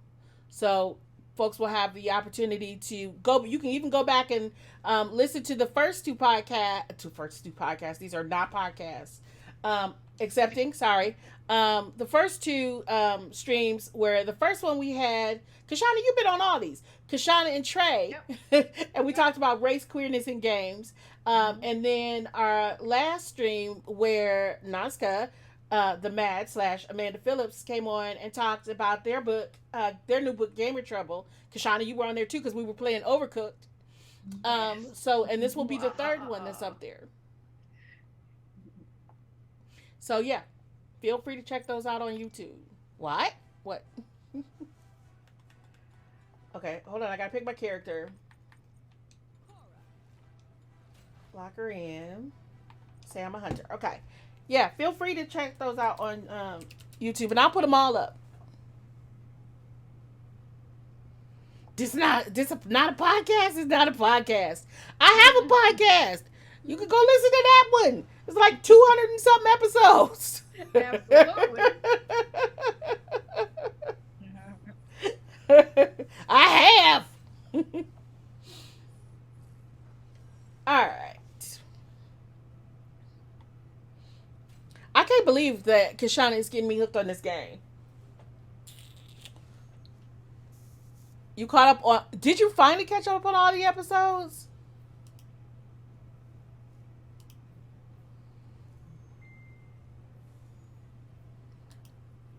That's amazing. I'm so glad. That's a lot of episodes to catch up on. Hold on. Oh, I need that up. That's a lot of episodes to catch up on. Yes, Rose. Stop yelling at me. It took you like 8 months. Well, think of it this way. It took you 8 months to catch up on them. It took me almost 10 years to record all of them. What is this? This is August, September, October, November, December. So 9 years and 8 months. So far. All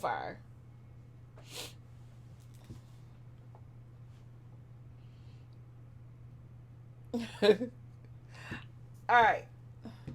So Kishonna, what's up? I'm here. You're like, what's up? What is it? I'm opening my book. Jay made something all by himself, and we want to show you it. Look on the inside, though. Okay, I will. Just give me a little bit. Okay. It's really cool. Is it? Okay. Jay spent like 10 minutes building it. He did. I'm so proud. I'm so proud of that. Good job. Babies. Mm-hmm. Hmm. So, Kishonna, question. Yes. Yes. You have an eclectic mix of, ooh, sorry. You got an eclectic mix of stories in this book. Mm-hmm. And I like that, right? Because of course that's why it's called intersectional tech, because we can see those cross sections as well, right? Absolutely. Um, ooh, I'm geez. scared that's gonna get lost. Actually, I don't think people are gonna get it. I think that's one of the things. It doesn't make me nervous if they don't get it. That's okay. It ain't for them. But I'm nervous. People won't get it. You know that these intersectional bodies do these amazing, innovative things with these different technologies. So like the technology, I even like, they're like there's like a connectedness like between even in the chapter around like black men's masculinity and identity development, I look to see how closely connected, like this gaming identity is for some of them, Mm-hmm. like the opening narrative like Tyrell, just how important the gaming, oh, yes, yes, yes, just how important, the gaming identity is for so many black men too. And we don't often let black men have that particular narrative, And special. I'm alting. I don't have anything else. I need to go get some Rona.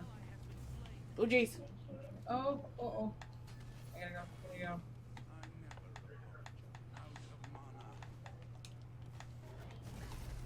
And don't So, forget to close that store. Yes, my I, bad. no. You're. I mean, and you're absolutely right. Right. A lot of times, this is not something that is allowed to us, right? Because it is Mm-hmm. seen as because it's seen as being a leisure activity and only a leisure activity, That's right. That's right? right. Um, Absolutely. and of course, I mean, if we start talking about stereotypes, right? Then that's just another Mm-hmm. aspect of laziness, right? Oh Um, yes. Right. That other populations, they don't, that stereotype, sometimes it does, but it's always applied, like to our populations, that connection of laziness is, it means it's always there. mm-hmm, It's always there. And that's absolutely. why, that's one of the things that, somebody shot me. Ooh, um I love I'm dead. I love framing like a lot of this stuff like through a lens of like, cultural production. That Mm-hmm. might be the only probably, white framework that I like to use, and I will always use, it's like cultural production. When I talk about, this black cultural production, that especially with creating content, like we don't talk enough about the content creation and how innovative and like the background, like just how much it takes to put a stream on, and how much energy like it takes to do a podcast, like, and then how like a lot of like black streamers and black content creators have to do it all themselves. They don't have like a large team of people. They teach each other. They didn't go to fancy schools, and they're Yeah. teaching. And I know that narrative is very similar to most people's narrative. But I often think about that one article that I wrote on the like diffusion of innovation, and like looking at like how people like adopt like the cultural things that like prevent certain populations from like adopting technologies. There's a whole framework. People are laggards. The first round adopters, second round adopters, and seeing like the more marginalized one's identity. The further behind they lag like in technology, right? So, and I'm not Mm-hmm. saying, I'm not even saying that there's anything like a talking about like digital divide, because despite all of that, black folks still participate and have always been like the innovators, like in these spaces. Black women have always been like innovators in these spaces, using technology from analog technology. I'm thinking about the work of like Anna Everett. Anna Everett, talks about, just how amazing, the technology that black women use like to organize the Million Women's March, and so I people don't like know those stories. And people, of course, and I think people are kind of like looking at them like a lot now. They're like, oh, the original computer was a woman. Oh, really? Yes, we've been trying to tell y'all. We be here. We've been here. We've been here. My goodness, we've been here. I mean, that's an amazing point. I feel like I need to. I mean, and when we start talking about, especially when we talk about folks in this generation, right? And Yeah. and and folks because we don't have that same history, right? Right. We Right. don't have that same history. We don't have that same historical access, is what I've called it when I've written about it before, right? Is we don't have that same historical access, and we need to revisit that, right? Because I'm gonna plug my own self for a second now, because I want to revisit this. I don't ever do this, but I want to revisit this. But I wrote a piece that talks specifically about historical access and the way that that folks of color respond to technology because of the histories that we have with technology, and taking it all the way back to think about things like how even Bell phones, y'all most of y'all too young to remember Bell phones, right? But Bell phones, when Bell phones ran up against that racism, ran up against like the critique and the legislation about racism, that because they were only hiring black folks to do work in the field, and that's kind of funny to say in the field, right? But in the field, Right. Well, you got to write about that part too, because right, the words, the words, not lost right? upon me. Yeah. Exactly. They were only hiring, black folks to do work in the field. So they were like, okay, well, we're going to hire black folks as operators too, because they were not hiring black folks as operators. But and then talk about black women. It was black women who were being hired as operators, but they did it specifically because they knew that they were on the cusp of technology that was going to make operators obsolete. So they hired all these black folks, and then they immediately fired them because the technology allowed them to. And then they were able to circumvent legislation because they had done what they were supposed to do, and it wasn't their fault that they had automatically become obsolete, right? But I mean, if we think about like our histories with technology and how these technologies have been used against us, that's right. It only makes sense that we don't have that same kind of experience. And so when we think about folks that don't have that same kind of experience, and think about and what that means for generations that come after, I mean, it becomes even more poignant. I mean, because my mother is the perfect example. She is pretty sure everything she owns is spying on her, so she don't like it. That's right. I know that's right. Smart. Been on it. These generations been on it. I mean, I tell the story all the time about like my mother when I used to try to talk my mother into getting like LoJack in her car because she lives in Detroit, and I was like, and her car had been stolen so many times, and I was like, you get LoJack, they can find your car. She was like, they are not putting that in my car. She was like, because they will use it against you. I was like, Mama, that's not gonna happen. That's not gonna happen. And it was after I had moved here. I was sitting in my I was actually on my sun porch. I was sitting on my sun porch one night, and they were talking about some criminal who had gotten his car and escaped, and then the police used LoJack to cut his car off and capture him. Look at that. 20 seconds after they said it on the news, my telephone rang. My ex was sitting there then. I said, don't you answer that phone. She was like, why? I was like, that's my mama. Mama, right? I was like, don't you answer that phone. She was like, how you know it's your mama? I was like, I know that's my mama. I already know. And it sure enough was. And I had to admit to her that she was right. But when we talk about this, Mama's on it. Nazca, you ain't never lied. She was on it. And I was like, don't answer that phone. Because my mama loved being right. And I was... my mama loved being right. I was like, that's my mama. Don't answer that phone.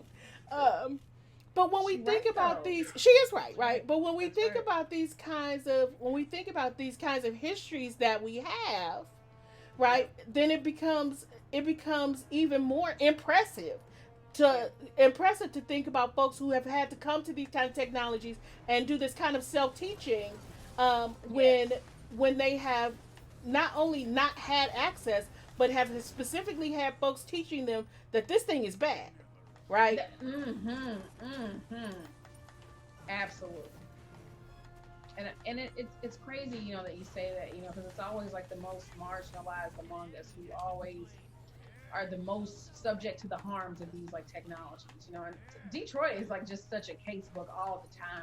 It's like, they deploy like, all these kinds of technologies, these things that they're going to make communities safer. And then what do they end up doing? They just end up like, like oppressing black folks. I'm thinking about that most recent kerfuffle. I have a student student is actually from Detroit here at USC doing a dissertation on Project Greenlight. You know, the one where basically using facial recognition, Yeah.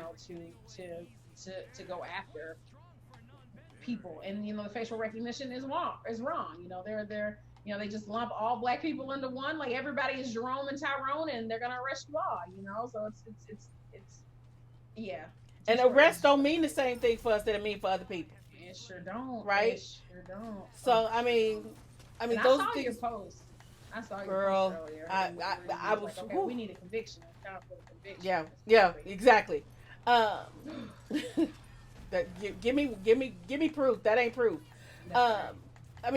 But those are those moments we have to understand that these technologies, even today, don't mean the same thing, right? When, like you say, when you think about facial recognition, recognition don't work for black folks. It don't.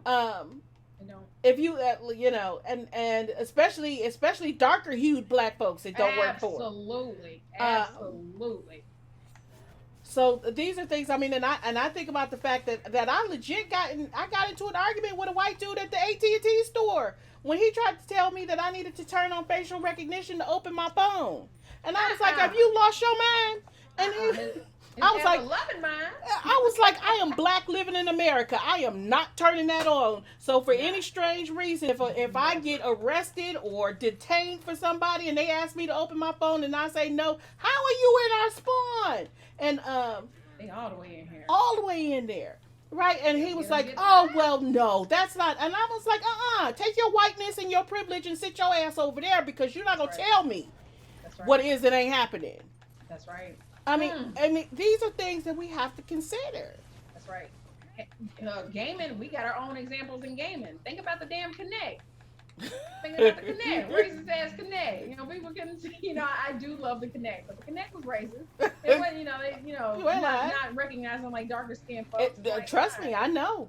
Yes. Let me tell you, that Connect would recognize my child from downstairs, outside, everywhere else. Oh my gosh. But it never saw me. I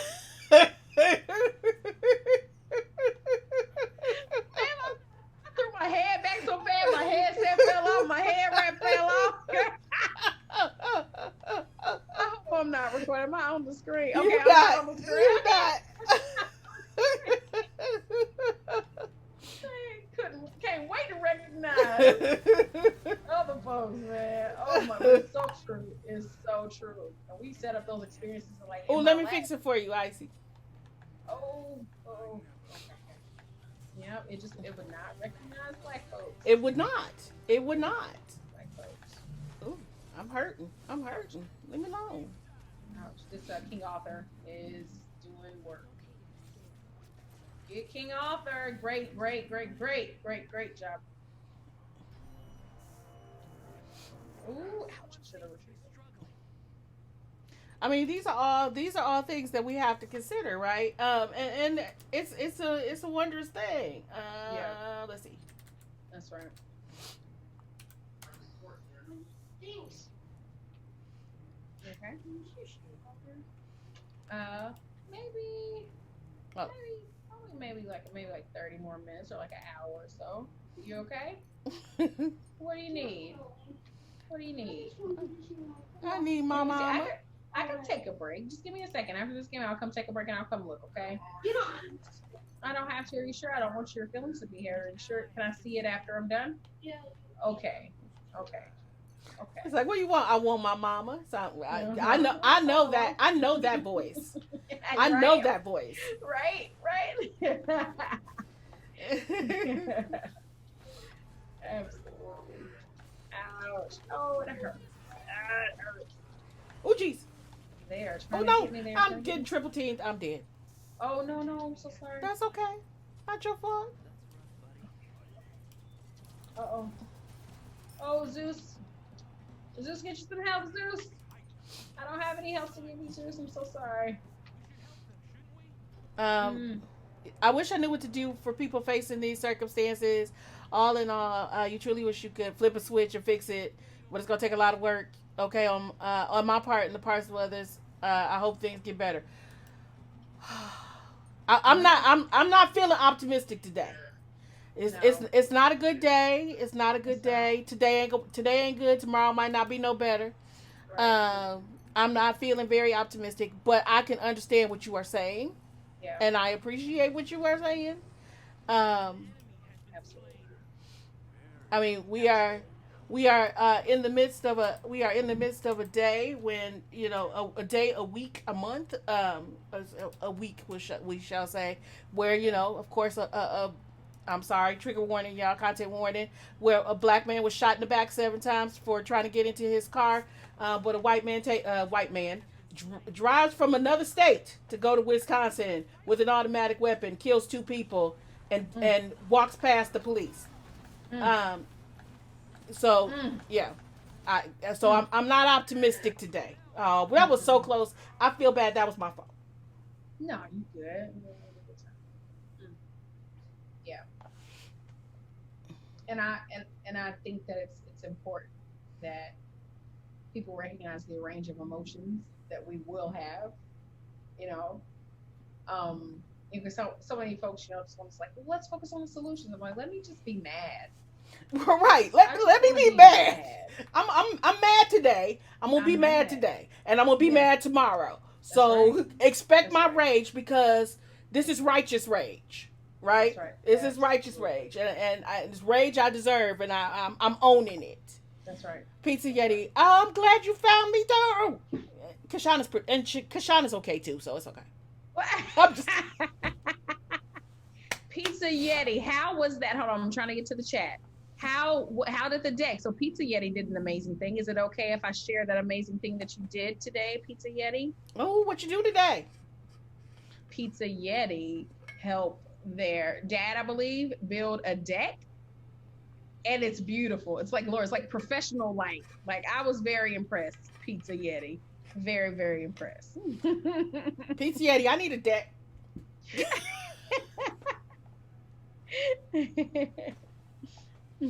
I'm just kidding. Absolutely. Thank you, Kit. I appreciate your face. Oh my god! And it's funny because we still in lockdown in the summer, and the summer is usually when you get things done around the house if you were academic.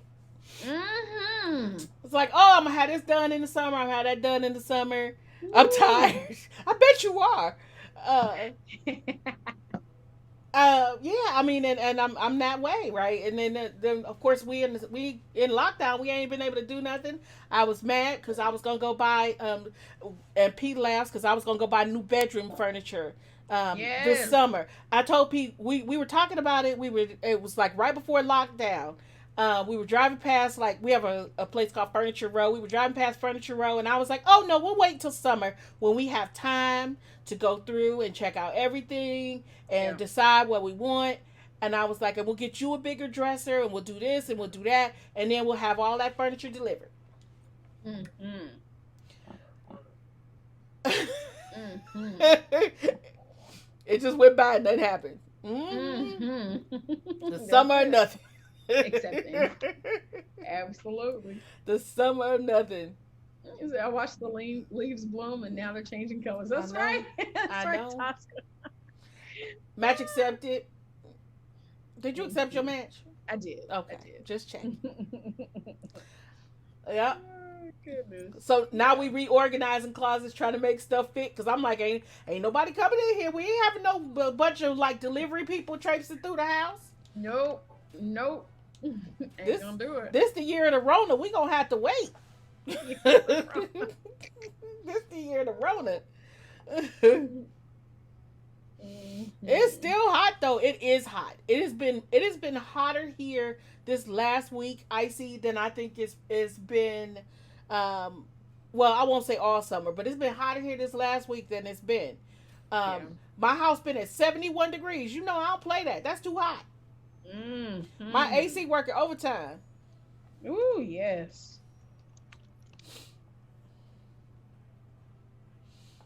My AC working Uh-oh. overtime. Who did accept? On Y'all the other busted. team. Somebody on the other team. Did. Oh, okay. Yeah, let's put us back in there quickly. And icy, I know it's hot where you are. It's like 4,097 degrees, like the temperature that's on the surface of the sun. I don't want to talk about the subject too much because I know it's going to be beyond exhausting emotionally. You actually got mad at one of your family members for comparing something to what was happening to blacks in this country. Now we don't speak. You done with your screen yet? Not yet. What do you need? You need me? Yeah, I just need you to come and check that out. You do? Okay. Okay. Let me select my character, okay? And then I'll come over there. There you go. Yeah. Why are we back here? What we do? Okay, selected my character. Okay, I'm stepping away for 1 second. No, go ahead. Take care of your baby. Mm-hmm.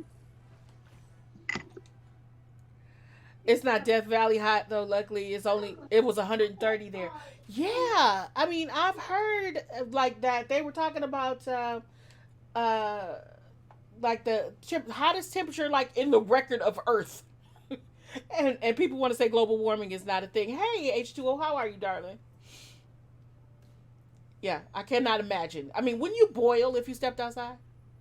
There was a small child who unfortunately was killed, and people were asking why were there no rights for this white child. My response were, "What? Is murders in prison? Yeah, that don't happen for us." He debated suit and he got mad.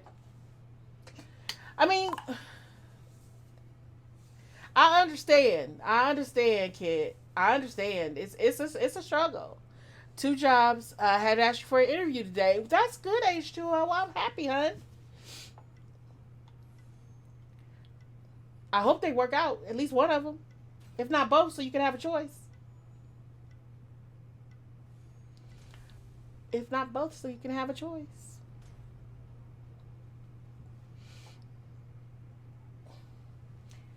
So the reason I got pulled into Smite is because of Cora.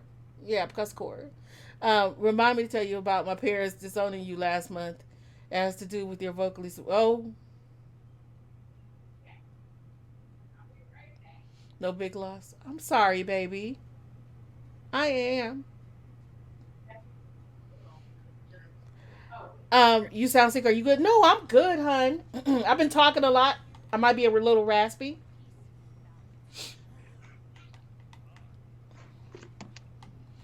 I'm sorry, honey. I'll be your mama now. There we go. Back. I'll be your mama, and I will volunteer. I will volunteer Kishonna as your auntie. I got you. She whatever you need, I got you. She a little too young to be your mama. I'm not, unfortunately.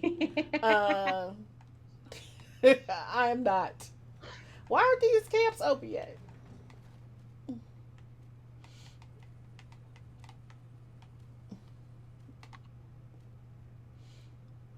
I had sub. I think you got gifted a sub, darling. I think you got gifted a sub tonight. If you check up in your notifications, it'll tell you who gifted you a sub.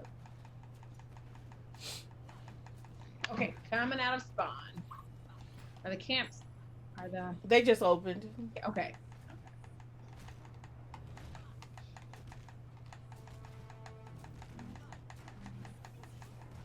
All right. Oh, die already. Why don't you? Thank you. I wanted that one. Okay. Let's go fight people. Let's do it. People sometimes get uncomfortable when confronted with ideas that are too big for them to understand. By big, I mean something that commands compassion, or something that makes them have to admit that that we are equals, which is, I think, probably a bigger problem for some of them. And I have to say that I am. A lot of people are a lot more sympathetic to racists and racism than I am. So I'm probably the wrong one to talk to about that when I'm in the mood. Well, and I'm in the mood lately. Because I am tired. I'm tired. I'm tired of black folks dying. That's right. I'm tired of black folks getting shot in the back 7 times in front of their children. Right. Ooh, Jesus Christ. I just got knocked through all the biomes again. I'm going back to Spawn the Hill. I hate when that happens. It makes me mad.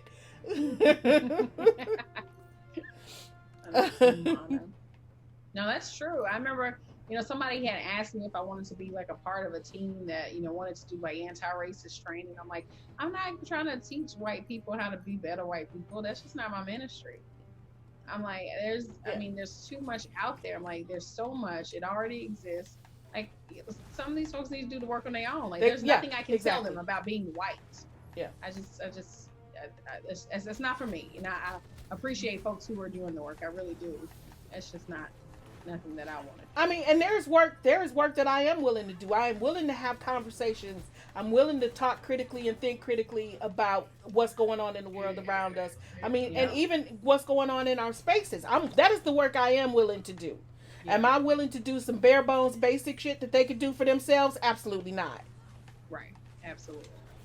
Yeah. Yeah. You better than me because I'm just. I'm gonna send them to you, Sam. I ain't doing that. But you are doing that. You do it. You do I it. do. And Kishonna, you and I have been together in too many places for me to We know have. not That's to know true. you do it. You're right. You're right. You do it too. I mean, but there is that Right. that bare bones basic work of doing anti-racist training that I don't Yeah. think is your calling, and it's not Yeah. mine either. Right. Absolutely. Oh no! Don't you hit me with that water. Okay. I do want to shout out like one of the other people that we're playing with, William Frey. He does like really dope, like white. He's a white dude doing the amazing whiteness, anti-racist like work like with white folks. Like he calls out white folks, doing that, and I appreciate that ministry. I really do. I'm like, get your own folks. Yeah, And just get go your get 'em. cousins. Get your You cousins. know I Go say it all get the time. Get your cousins. cousins. Get your cousins. That's not my job. I say it all the time. Get your cousins. That ain't my job. That's right. So shout out to Will Frey. I think he's a PhD student at Columbia right now. So he does amazing work around it. So if people reach out to me, I'm like, hey, there are people who do it, who love to do it, who know how to do it. I'll let them do it. Yeah, and I'll do where my skill sets are. Right. And Tosca put it perfectly. That's ally labor. That's not my labor. That's right.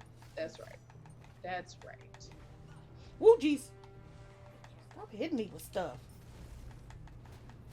Ooh, oh, jeez. Oh, I got swarmed. Their name is Milf and Cookies. I kind of like that though. I like it too. I really do. I want things to be better, and I'll do everything I can to work toward that. And I hope you feel comfortable correcting me if I misstep. I do. Yeah, absolutely. More than happy to. Can't you? You say more than happy to. That is my ministry. That is my ministry. Can't you know me, darling? I don't mind calling folks out. No. We made it out. Oh my gosh. It's like, no, leave me alone. I appreciate you, kid. Absolutely. I pushed that button. Okay, here it is. These minions are not going anywhere. I hate when I have to use mine. I know, to get the minions. You're like, Yeah. really? I had to waste that on minions? Yeah. That is quite the username. It is. All right, let's see. Here we go. What's up? What's going on? Nope. Don't you to kill me. What's going on over here? Come here. Stand in the circle.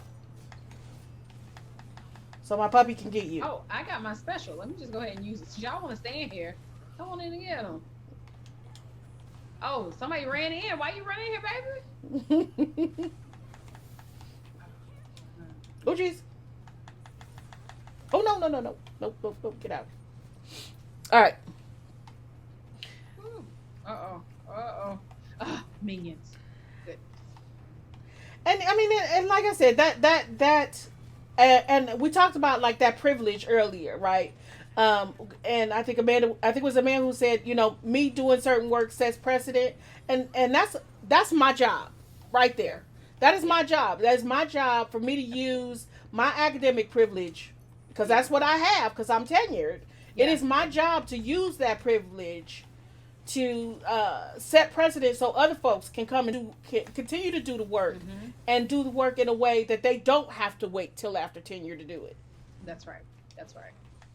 That's my job. That's my ministry. That's my calling. Right there. I'm dead because I was running my mouth. No. That's a big puppy. I know. It's a puppy. I like this. I like this hunter. I play the hunter just so I can have the puppy. Even without the core skin, this Scotty still has the puppy. I'm gonna shoot this person.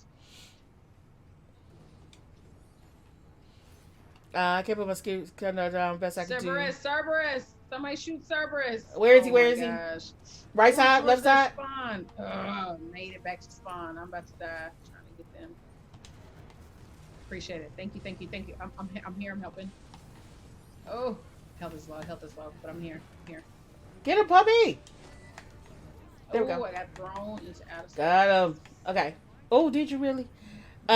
Make sure that you know that you're ever gonna put a barrier between you and I. Will listen always. I want a killer puppy. Don't we all? So I mean, but you know what? And then in the same way, I mean, in the same way that I recognize, right, that I have a certain kind of privilege. That's what we are. Ow, Cerberus on the left side. Okay.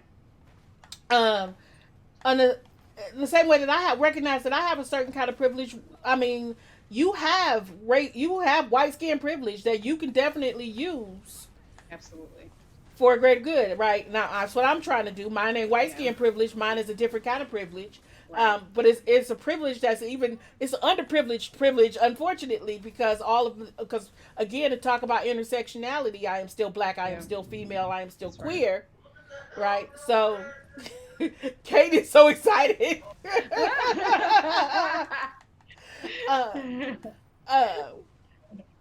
So I mean, I still have to recognize that privilege exists, but I also have to say that if I'm not, I got to put up or shut up.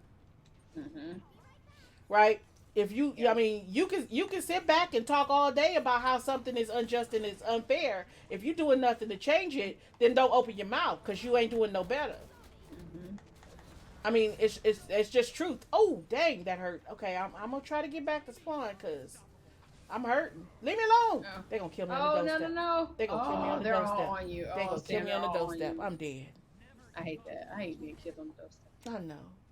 Don't they know the rule? You don't come on nobody's doorstep. You don't come on nobody's doorstep. That's the most dangerous place to be. Come up on somebody's doorstep. All right. Come on nobody's doorstep. I didn't see what happened. You come on somebody's doorstep trying to start some mess. Right? I'm thinking about that. Reminds me of a line. You probably didn't listen to Bubba Sparks, but like in the early 2000s, Bubba Sparks was this white rapper from the South. He was really awesome. But one of the skits on his song was it talked about somebody coming onto the porch. Like, he's coming on the porch, Wayne. And that's what they kept saying. He's coming on the porch, Wayne. You don't go on nobody's porch. You don't go on nobody's porch now. You go on the porch, you looking for trouble. You looking for trouble. You looking for trouble. Even the insurance man know you don't come to the porch unless you got called. Especially in the South. In the South, you don't even play. You stand outside the porch. You ask for permission to come up on the porch. Right. Or you just walk up on somebody's porch. That's right. That's right. Y'all don't understand. If you ain't from the South, ain't got family from the South, you don't understand that porch rhetoric right there. Right. You don't come up on nobody's porch. Right. Porch is like the bedroom. You ain't going in there. Exactly. Exactly. Oh my gosh. Exactly. I mean, because it's yep, can testify. No, you see, you don't want nobody porch. You don't want nobody porch. I mean, and girl, because P got some friends. Sometimes they come over. I be like, I know y'all ain't in my. I know. But they like, P be like, you don't go in my mama room. I'm like, you see, y'all understand. I'm sorry. We black up in this house. We culturally black at least. Right. We culturally black at least, and you don't go in nobody's bedroom. You ain't sitting on this bed. Ooh, don't sit on the bed. Ain't even sitting on our in your street clothes. Don't you come up here? What's wrong with you? Sit on our own bed that we make them. You don't do that. Why you playing? Oh my god. Oh my gosh. No, I feel you. Hold on, kid. I'm gonna read what you said. That was big. I gotta read. I don't want to die right now. Hold on. Minions going in. Let me stop these minions real quick. Oh. I'm coming back. It'll help you. We got a big guy coming. Coming through the middle. I think he might make it. I think it might be okay. Oh, ours? Oh, you said minion coming in. I thought you meant on our side. Oh, no. My bad. Did he make it? He's making it. Go in, man. Go in. I'm going to sacrifice myself so he can get in. Good. He always turn around and start fighting. And I'm like, no, you at the gate, bro. Go in. No, keep walking. What are you doing? We need you to go in. Leave me alone, girl. Okay, I'm going back. I need to heal. They chasing me. They chasing me.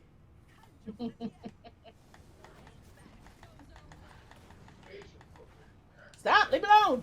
Cerberus. He always get me. Leave me alone. Leave me alone. I'm dead. I should have went on in. What I wrote, this seems a little rough around the edges. Looking back on it, what I meant was I understand. No. It was I understood you completely, kid. I understand you completely. You did not say anything wrong.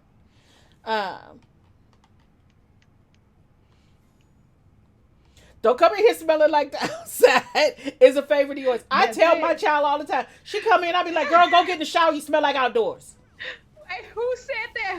Who know about coming in smelling like the outside? Green Eye Hunter. You come in smelling like outside. Don't come in here smelling like, you smell like outdoors. Go get in the shower.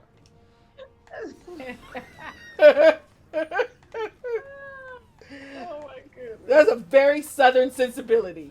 Just so right. And I think that's why people think I'm see. And Kishonna, you from the South, but people always think I'm from the South. I spent all my summers in the South, and both my mother and my father were from.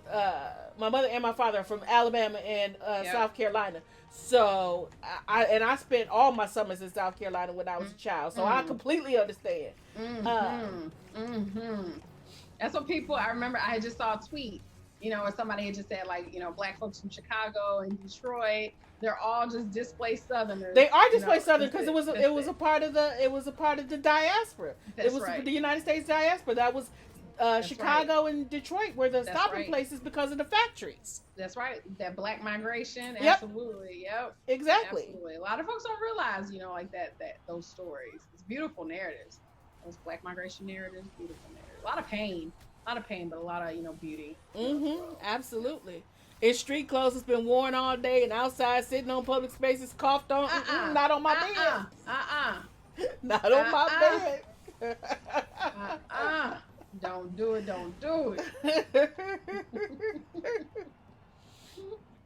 Your mama from Louisiana? Ooh, girl. Oh yeah. Ooh. You know. Sending out love and prayers like the folks down in the Gulf right now. Oh, Lord, have mercy. Yes. Yeah. Cuban Mania, thank you for that follow. Yeah. Ooh, girl. The Gulf Coast. You still got family down there, Hunter?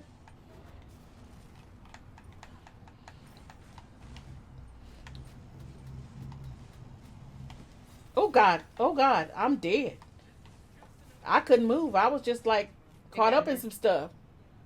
Big guy here. Artemis is on the big guy. Got him. As soon as I'm out of spawn.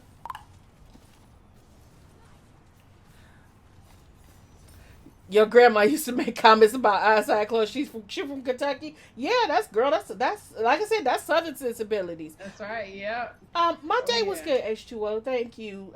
For the most part. I mean, of course, there's all hell's breaking loose in the world, but Yeah. Ooh. Ooh. Yeah. Breathe with that double kill. Yeah. Not so much since Katrina, but some went back. So Green 900, the funny thing was, from the time I was 14, when I was too young to be going to New Orleans, from the time I was 14 until I was in my late 20s, I went back. I'm about to age myself, but everybody know how old I am. Until I was in my late 20s. I went to New Orleans every year. I either went at New Year's or for some godforsaken reason in the summertime, early summer. Before I went one time. I went in August, and I thought I had lost my mind. Who goes to New Orleans in August? I said I did it one time. I said I did it one time. That's a different kind of humidity. Oh my It was gosh. like being underwater in a boiling pot. Um, Oh my gosh. One time I Ooh. went in August, and then Katrina hit, and Mm-hmm. then I went back. I went back one time after Katrina. I went back one time after Katrina. I went for like 15 years straight, but I Mm-hmm. went back one time after Katrina, and it broke my heart, and I Mm. never went back. Yeah. Yeah. Um, yeah, it was totally different. Yeah. I wasn't fortunate enough to be able to see a pre-Katrina New Orleans. I only went. I think I had a job interview actually at Tulane, and it was a beautiful city. But people always told me stories about the pre what it looked like. Like pre-Katrina. Yeah. How like just decimated. The black communities like Oh yeah. and yeah oh gosh and it's interesting because I did a thesis project on Hurricane Katrina, basically looking at how a lot of black folks utilize like the comment section of like news articles to like look for folks and find folks. So it's kind of like this like early social networking before we had social media, because this was what, 2005, right? Mm-hmm. And we didn't really have, there was MySpace, there was like Black Planet, so it was really interesting to see how people like utilize their platforms to try to find people. But I was always, just sad that I never, made it down there to the city to see it before. Yeah. Yeah. Yeah. To even like go back, because I like I said, I went one time when I was 14, and I was way too grown, and I didn't do the touristy things. We found folks. I was with one of my best friends. We found folks, and so we was always hanging out with folks. We wasn't doing the touristy things. That's why we went back. That's why I went back every year, because I had friends Mm-hmm. down there.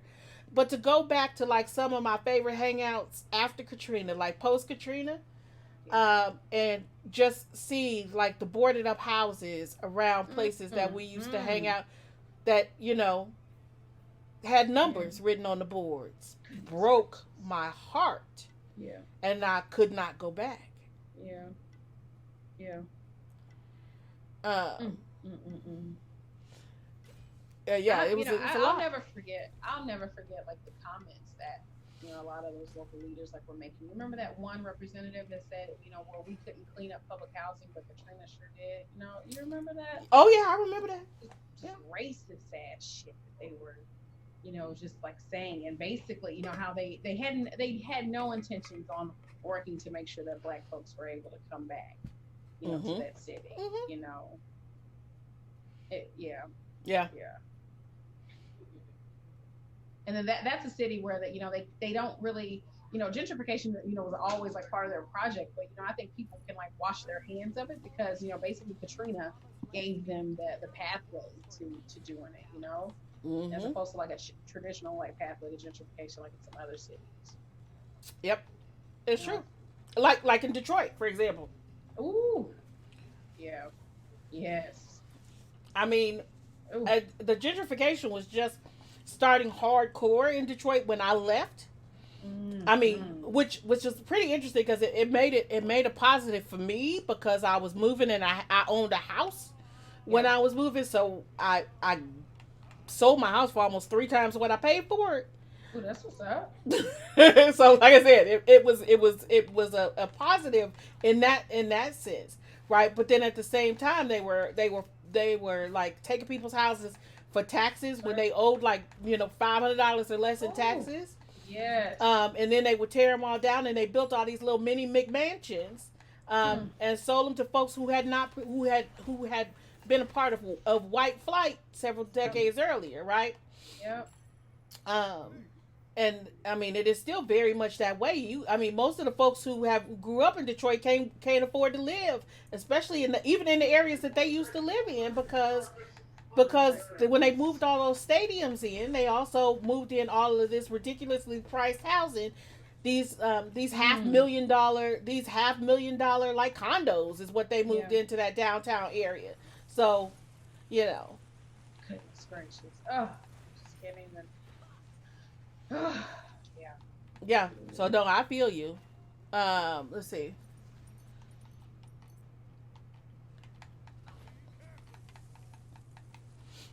Uh, Ouch. Ouch. whew. That hurt. I'm sorry. I'm trying to That read and hurt. not die at the same time. Mm. Oh, I'm trying to make it out. Ain't gonna make it. I read. I'll read chat just a second because I want to. I want to see what folks are saying. Mm-hmm. Oh God, I'm about to get hit. Oh What the heck goodness. is that? What is this disco ball in the sky? Who is Oh, that? that's somebody special. That's somebody special. Yep. Who's it hurt? Don't leave me alone.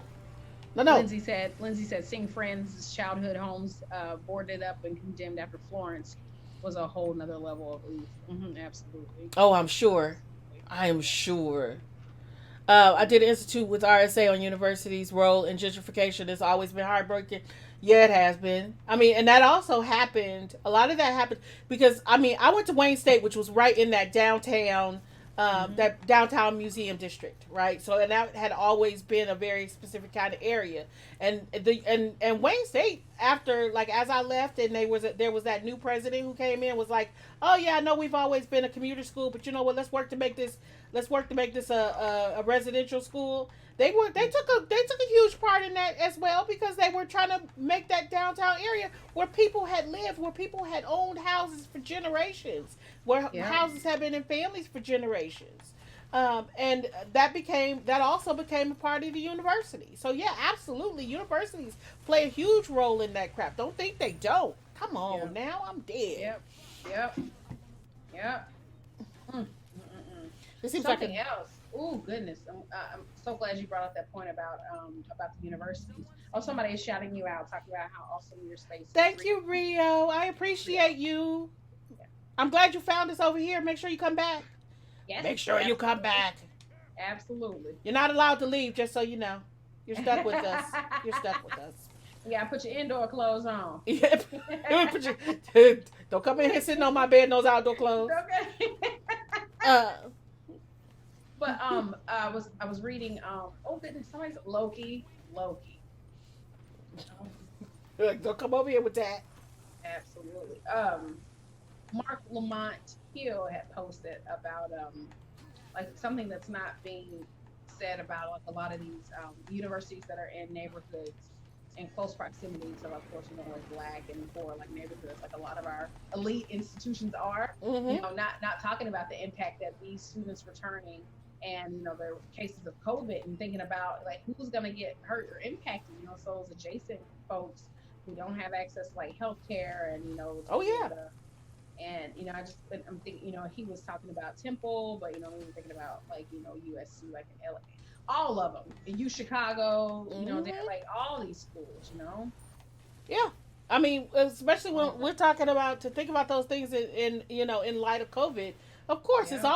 it's always our marginalized populations that are getting hit hardest. I mean, Detroit, for example, had a huge number of COVID cases and COVID deaths, and 70% of Mm-hmm. those deaths were people of color. Yep. Yep. Right, because Yep. those again are our essential workers, right? Our essential Mm-hmm. workers, and also folks that don't have access to didn't have access to the same testing, didn't have access to the Yep. same kind of health care. That's right. I mean, these are things we have to recognize. And when we're talking about universities, yeah, I'm sorry, universities don't pay, people think, universities pay exceptionally well. Universities don't pay that well, Mm-hmm. one. And when you're talking about their labor force, right? They're people who are keeping the university running. That's right. They are paid even less, That's right. Oh my goodness. Oh my right? And then goodness. those are folks who live in the community, and those are going to be That's folks right. who are looking for those lower paid jobs, who are uh, who Yep. are unfortunately often coming from marginalized communities, That's right? right. That's right. And to put those folks, right? That's Because right. people are like, oh well, we're putting the students at risk. What about our older faculty? Yeah, what about faculty that have all these other Mm. comorbidities? Okay, so you know what? When it was time to come down to it, I could say, okay, so let me think about this. What does this mean for me if I can't say no? If I can't say I need to teach if I need Right. to teach from home, I'm like, That's again, right. we're gonna talk about this position of privilege. I can say Right. I can retire early. I can Mm-hmm. say I could take a medical leave. I can Mm-hmm. say all of these other things that are possibilities for me. That's right. But the folks who come clean my office, That's but the right. folks Who's who are doing cooking? grounds work, the folks who are doing this They, other stuff, don't have that option, they sure don't. They sure don't. They right? sure don't. So when we're talking about all these, when we talk about these COVID cases, right? Like, Mm-hmm. what was it? What is it? It was the University of South Georgia or North Georgia. Which one was it? It was North Georgia. North Georgia, North Georgia. What Yes. was Oh my God. their rate this week? Because they were like, because they were closing things down. The rate this week jumped up to a 39% positivity rate. You know what? Guess what? Who got to clean that shit up? Exactly. What Oh about my those people gosh. that's got to come in and clean that up? Sam. They not bringing in hazmat. I don't care what they tell They you. not. They They not not. bringing in hazmat to clean that up. They They using bringing their in the own folks. staff. That's right. Who's making minimum wage? They barely have supplies. Listen, I was. Oh my gosh, Sam, you done said some real stuff. I'm thinking about, people. They got these universities got these plans in place. Talking about, oh, we're gonna feed these kids. Okay, well, who are the folks who have to cook and bring the food to the kids? It's the low wage, workers who are in the cafeterias who have to subject themselves to that. Like the people who are like making these things run are exactly the people who you're talking about. Sam. Like, we Exactly. just haven't. And I remember I was so heartbroken. I was because I think I often talk to people about this. Like I live in the dorms. Like I live in a I'm a faculty in residence, and so the dorms have just been empty. Ever since like students vacated back in the spring, but they're back now. They just moved in, and I was there was some students just out, just kind of having a good time for the most part. The students here have been doing a fantastic job, but there were some students, I guess they got a little lax and they put their mask down, and then it was basically the black woman custodian, this older black woman. Oh my gosh. And she said she was just yelling, like begging them, like, please put your mask on, please put your mask on. Like I was just so heartbroken. I was like, and I had to like tell them, I had to like report that to like the residential director.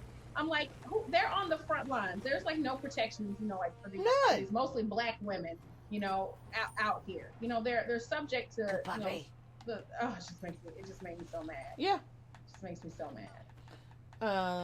I'm checking. Yeah, Lachey, you can't tell from Kishonna accent where she from. You can tell from Kentucky. You can tell from Kentucky. I'm a country girl. I'm from rural. I'm not even from Lexington or Louisville. Everybody say, "Oh, you from Kentucky? You must be from Louisville." Nope. I am from rural ass Kentucky. We roads finally got paved maybe a decade ago. We had one street light. Like country ass shit. I should look it up on the map. My town is Earlington. Let me put Earlington on the map. Earlington, Kentucky. You ain't even gonna be able to find it. Shorty, too much.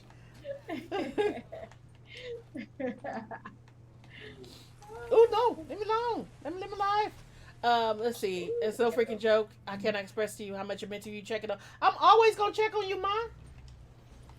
That's part of being a community, right? Is we got to check on each other. We got to check on each other. I mean, cause cause a lot of y'all in here, a lot of y'all who are a part of this community are essential workers. And you know what? And when I say it every night when we go off, and I tell y'all leaving, I'm like, be safe. I mean every single syllable of it. Absolutely. I mean every single syllable of it. Be safe. That's right. That's right.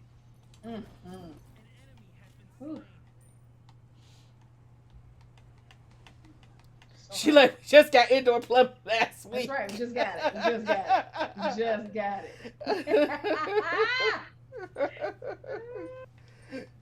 You too dang much.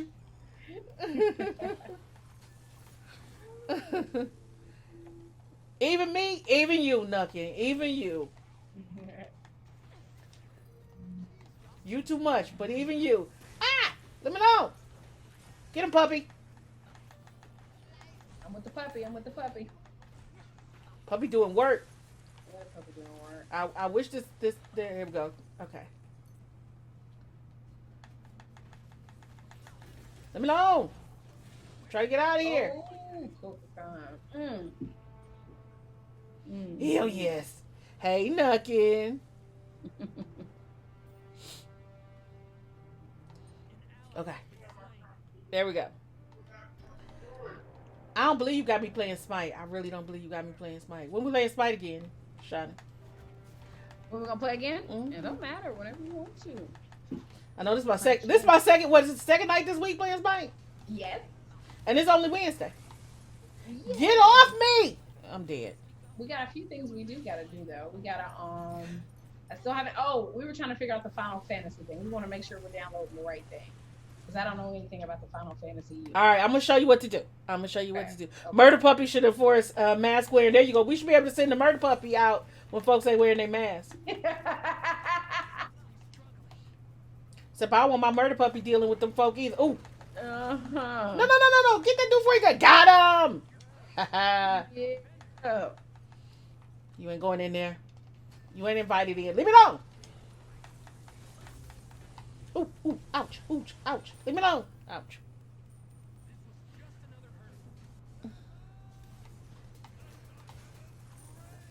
Oh, we getting whooped. Why we getting whooped like that? Oh, we are getting whooped. We haven't been noticing because we just playing and talking, so we haven't been noticing the score. Oh my goodness. I know Kaylin them like. I wish they shut up and play the game. Uh-huh.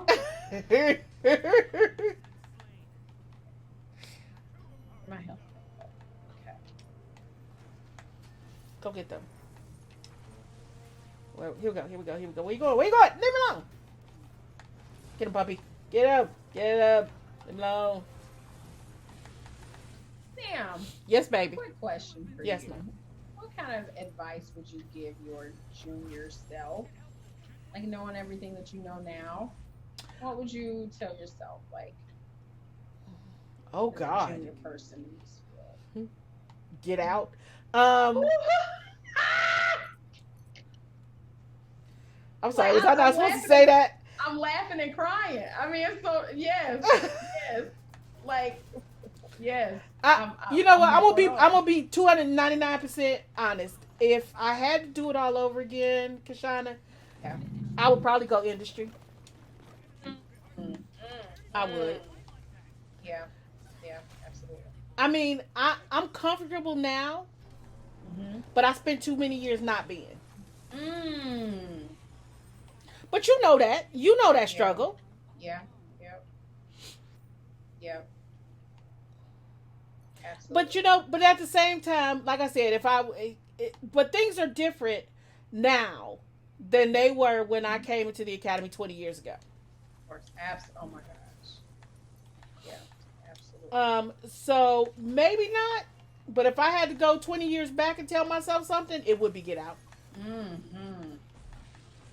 that's wrong. If I were coming in now, it might not be the same. Yeah. Do not murder me. Too late. That's real talk. I mean, it is. I have been blunt tonight. I have been brutally honest. I'm sorry, y'all. We appreciate it. We need it. We need to hear it. Yeah. I mean, it's real talk. Yeah. It's real talk.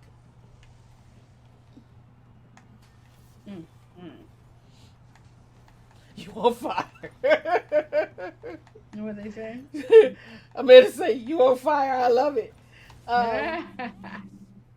I usually try to I won't say take a more positive stance because I'm honest. I'm always honest.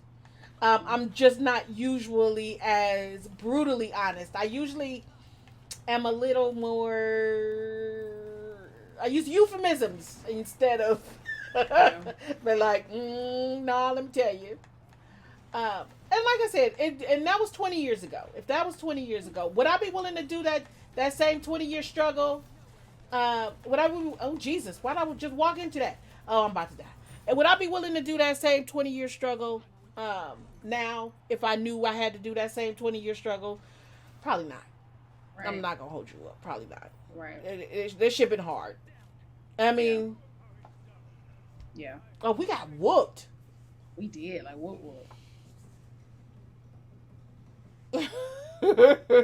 that was hard. It was they like tripled our score. You appreciate the bluntness. Sometimes you get blunt me, you know that. Sometimes you get blunt meat. It's usually, and a lot of this probably has to do with the fact that right now, y'all, I am feeling. Oh, who's this? Least damage taken. Good for you. Teamwork. There we go. Um,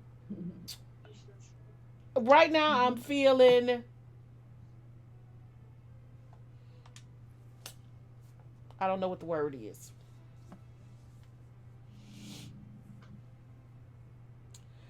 You rather know it ain't gonna be no cakewalk? Well, it's not gonna be, babe. No, no. It's not gonna be. But it'll be easier. It'll be easier.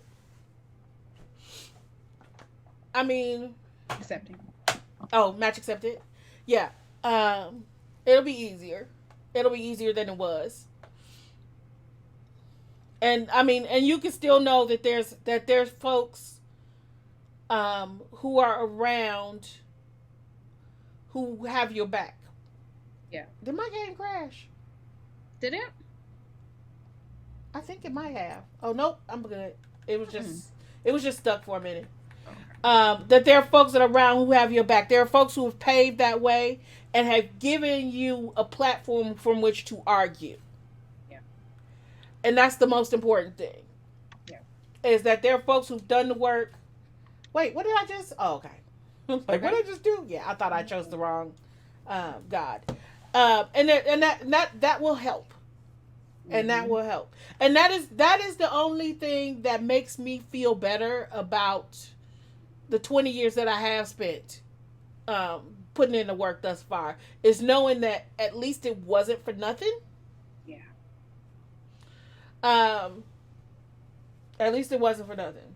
Yeah. Now, I appreciate you. I remember you gave me some advice, like you gave me advice, just saying, because I think people like were criticizing like me and my multiple moves, and you said, remember you told me that like I gotta do me, whatever my path looks like, that's what it's gonna look like, so I do appreciate you giving me like that advice, because I think too often like people see like a traditional pathway and think that they have to fit that, and then we don't know like enough of like the narratives or stories of like folks who, and I think that's why like a lot of folks choose to leave. Like, listen, I'm hella proud of folks who make that decision, like to leave and like to go elsewhere, because it's not, it's a tough journey. Like I was just like crying with a graduate student earlier today, because she's struggling. I'm an external member, she's at another institution, but she's struggling because her chair is making it like really impossible, and there are just so many like horror stories, so I applaud like the folks who make the decision like to leave, and also like the folks who decide to stay. There's no one way to do this. So but I'm just big about for self-care and communal care, making sure that we're working to make sure that there's like some care for all of us, for in this space. So it could really be awful. I mean, and that's important, right? It's too hard professionally to be uncomfortable personally as well. Right. Right? I mean, and that was a choice that I didn't really have. Yeah. And we were talking about tenure stories on Twitter, and I told that story, and people were like, what's your tenure story? And I was like, here's my tenure story. I got tenure because all the old white dudes at my graduate institution said I was a affirmative action hire and they would never tenure me. And I was like, fuck you, I will do whatever I have to do to get tenured just because you said that. Just because you said that. There was getting tenured was not getting tenured was not an option for me. Right. Right. That's right. It was not an option for me. That's right. Because I had a point to prove, and y'all know something, I'm stubborn. You're like, you really? Yeah, I'm stubborn. That was not an option for me. That's right. Woo. That's right. Because God forbid I got a better job than they had. Woo! Girl. can't have. They don't want you doing better than they do. Ooh. I can't be chat language safe and react to that. I just dropped the F bomb I shouldn't have. I'm sorry. I should put $1 in the cuss jar. Like I'm still here. I got child ears. I know, whisper person. Plug your child ears for a minute. Oh, ouch.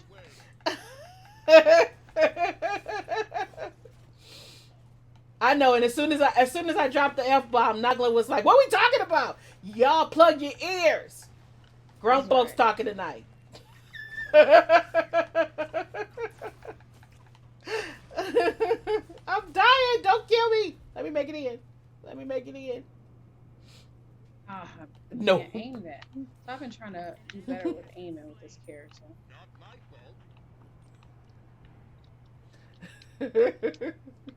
I know. I'm gonna watch my mouth. No more F bombs. I promise. No, I don't. Good.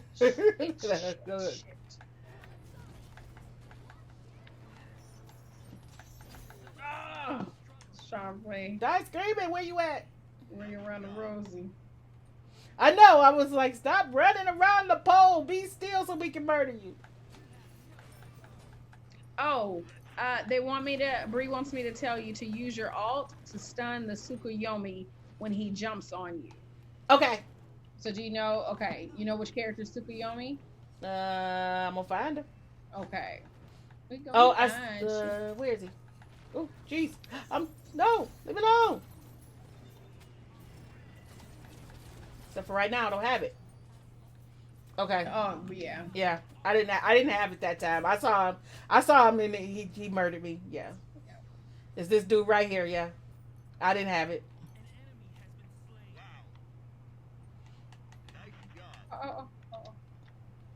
Ah. It's the dude with the white hair and the headband, right? Yep, that's him. Messed up. I'm still learning how to.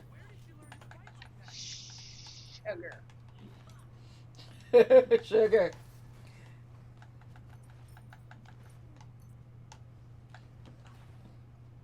On my way.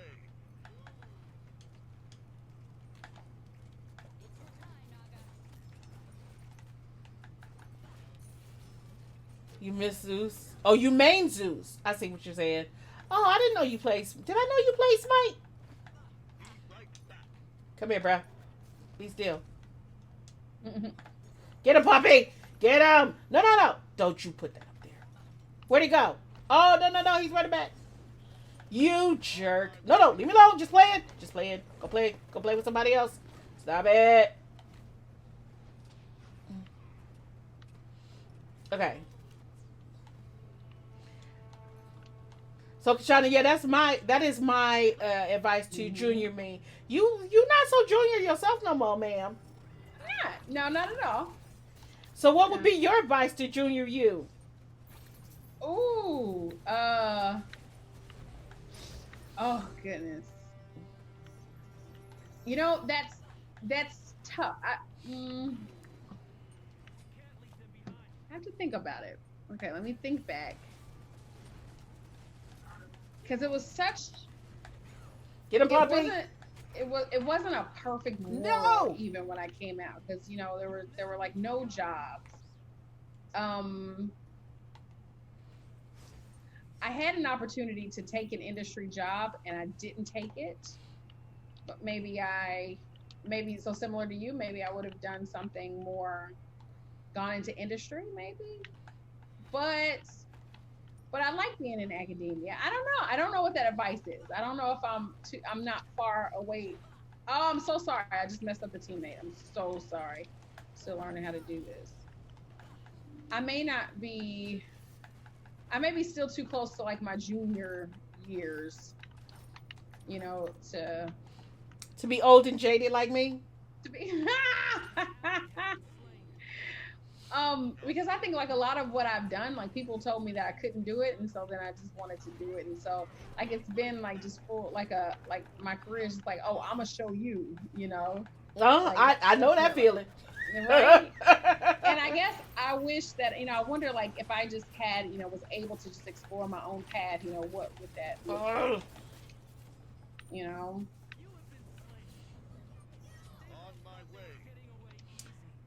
He killed me again, and I did not have my ult ready. Mm. I still had like 50 something seconds because I had just used it. Big guy at the portal, our portal going in. Trying to go in anyway. Oh no, I could have put this in front of him. Did y'all get him? No. Oh, he was up. Did we stop him? No. Damn. He had like one health point left. Damn it. Well, that was good pizza. What kind of pizza did you have? I have not, and don't tell my child this, I have not eaten anything today. I'm telling. I was going to eat, and see what had happened was I had to get this new overlay set up. Oh, yes. And then I started messing with that, and I forgot. Mm-hmm. Because she fussed at me last week and told me, she was like, see, now we know how you die. And I was like, I am your mother.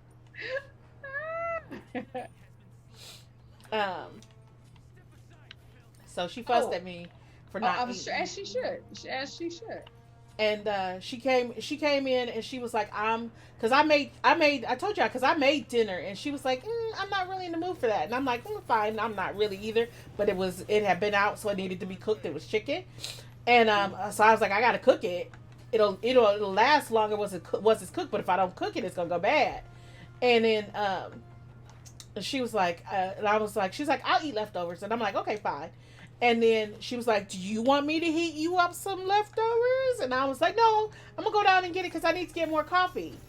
And she's like, okay. She was like, don't want you to die because people die from starvation, And I was like, I got a long way before I starve to death. And she was like, she plays no games with her mama's health. She does not. And then, so I went downstairs and I got coffee, and I don't know what else happened, but food did not. And then by the time I got finished setting everything up, I was like, I'll just eat after stream. It'll be fine. Yes. Yeah.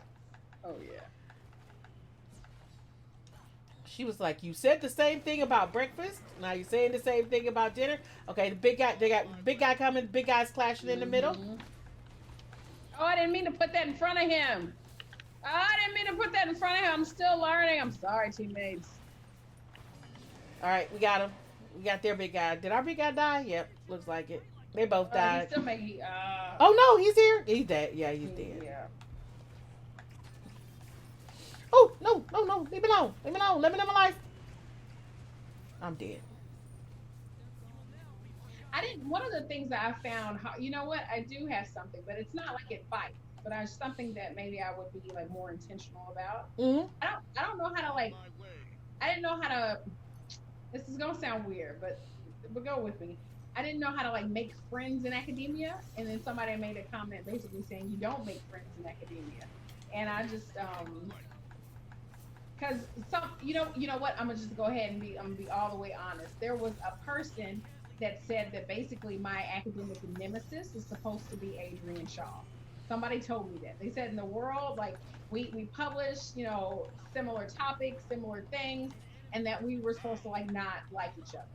And I didn't like that. So I think I've always been intentional about making sure that, I have community, with folks, especially if they have we have similar research interests with each other. Mm-hmm. And also to support each other. Because I also don't want to replicate, the previous, generations of scholars, especially, in our field of, the petty and the cattiness and the, because I've learned a whole lot in this, this feminist game studies community. It could be a hot mess sometimes. So I never wanted to replicate those practices either. It's like anybody doing diverse work is all doing the same. Then you know what? None of us should be friends. Not me, not you, not Amanda, Right. not Adrian, not Trey, none of us. We shouldn't be. Right. We shouldn't be hanging out. We shouldn't be friends. We supposed to hate each other, y'all. So That's y'all better get on really that hate what train. that's what somebody They told better me. get on that hate That, train. like you're supposed to have like an academic nemesis. I'm like, fuck all that. Like I don't know. Like Yeah, nah. yeah. Like That's some it old was school. yes. That's some And it old was school weird as hell. stuff right Ain't there. I'm nobody about to got cuss time. again. Ain't nobody got time for none of that. I'm like, you know how I'm like, I'm a black woman. You know how much stuff I gotta deal with anyway. I ain't trying to create enemies. This stuff was wild. It was You really thought wild. Kishonna's mouth was moving in that picture? It's not. It's not, kid. You baby, you need some sleep. Kid? How you feeling? Are you getting enough rest, darling? I'm asking. Don't make me turn into a don't make me turn into a mama. Are you getting enough rest? I'm asking, Kishonna. I'm on Kit all the time right now because Kit is getting over COVID. Oh goodness. So, and if you starting to see Kishonna's mouth move in that picture, you might need to go lay down. Oh no. Oh, jeez. Amanda said we work it all out in the kitchen. That's right. That's right. We work it out.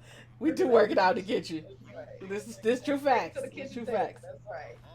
Big I guy in the just middle. wanna- Oh yes, yes, yes. Okay. Look at these minions. Are there somebody? Are there folks on the big guy? Yes. I don't think my stuff hurts him. Okay, I think he's done. He's done. He's done.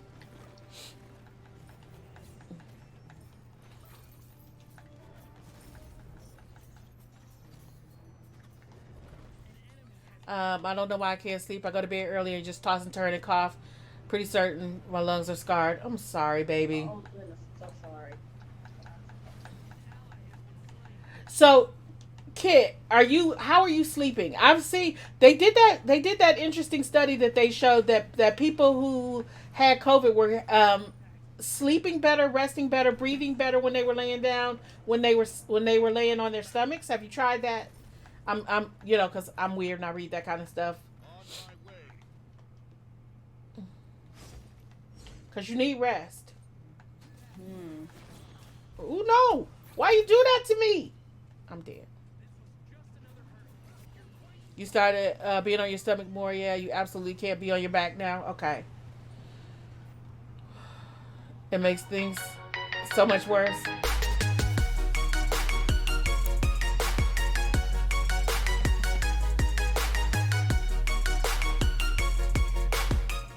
Blue, thank you for the raid. Kid, I hope things continue to get better for you, darling. Darling, darling. How are you, Blue? How was your stream?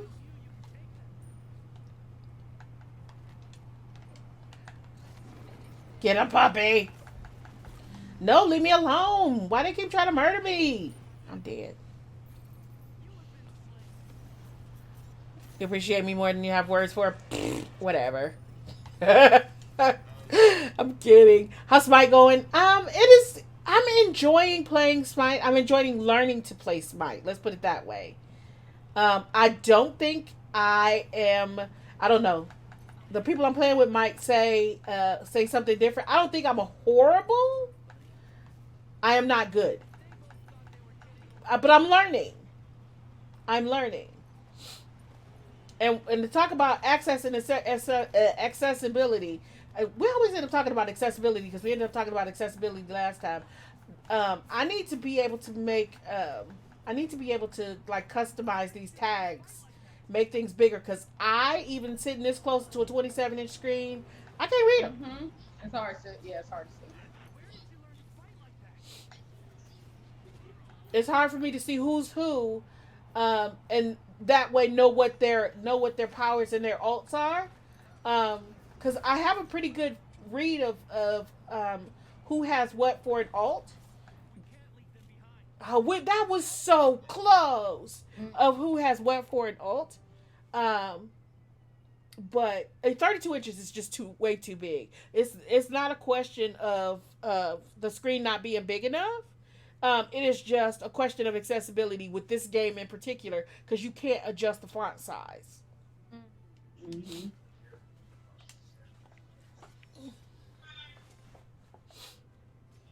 Yeah, I've got two 24s and a 27, and that's perfect for most things.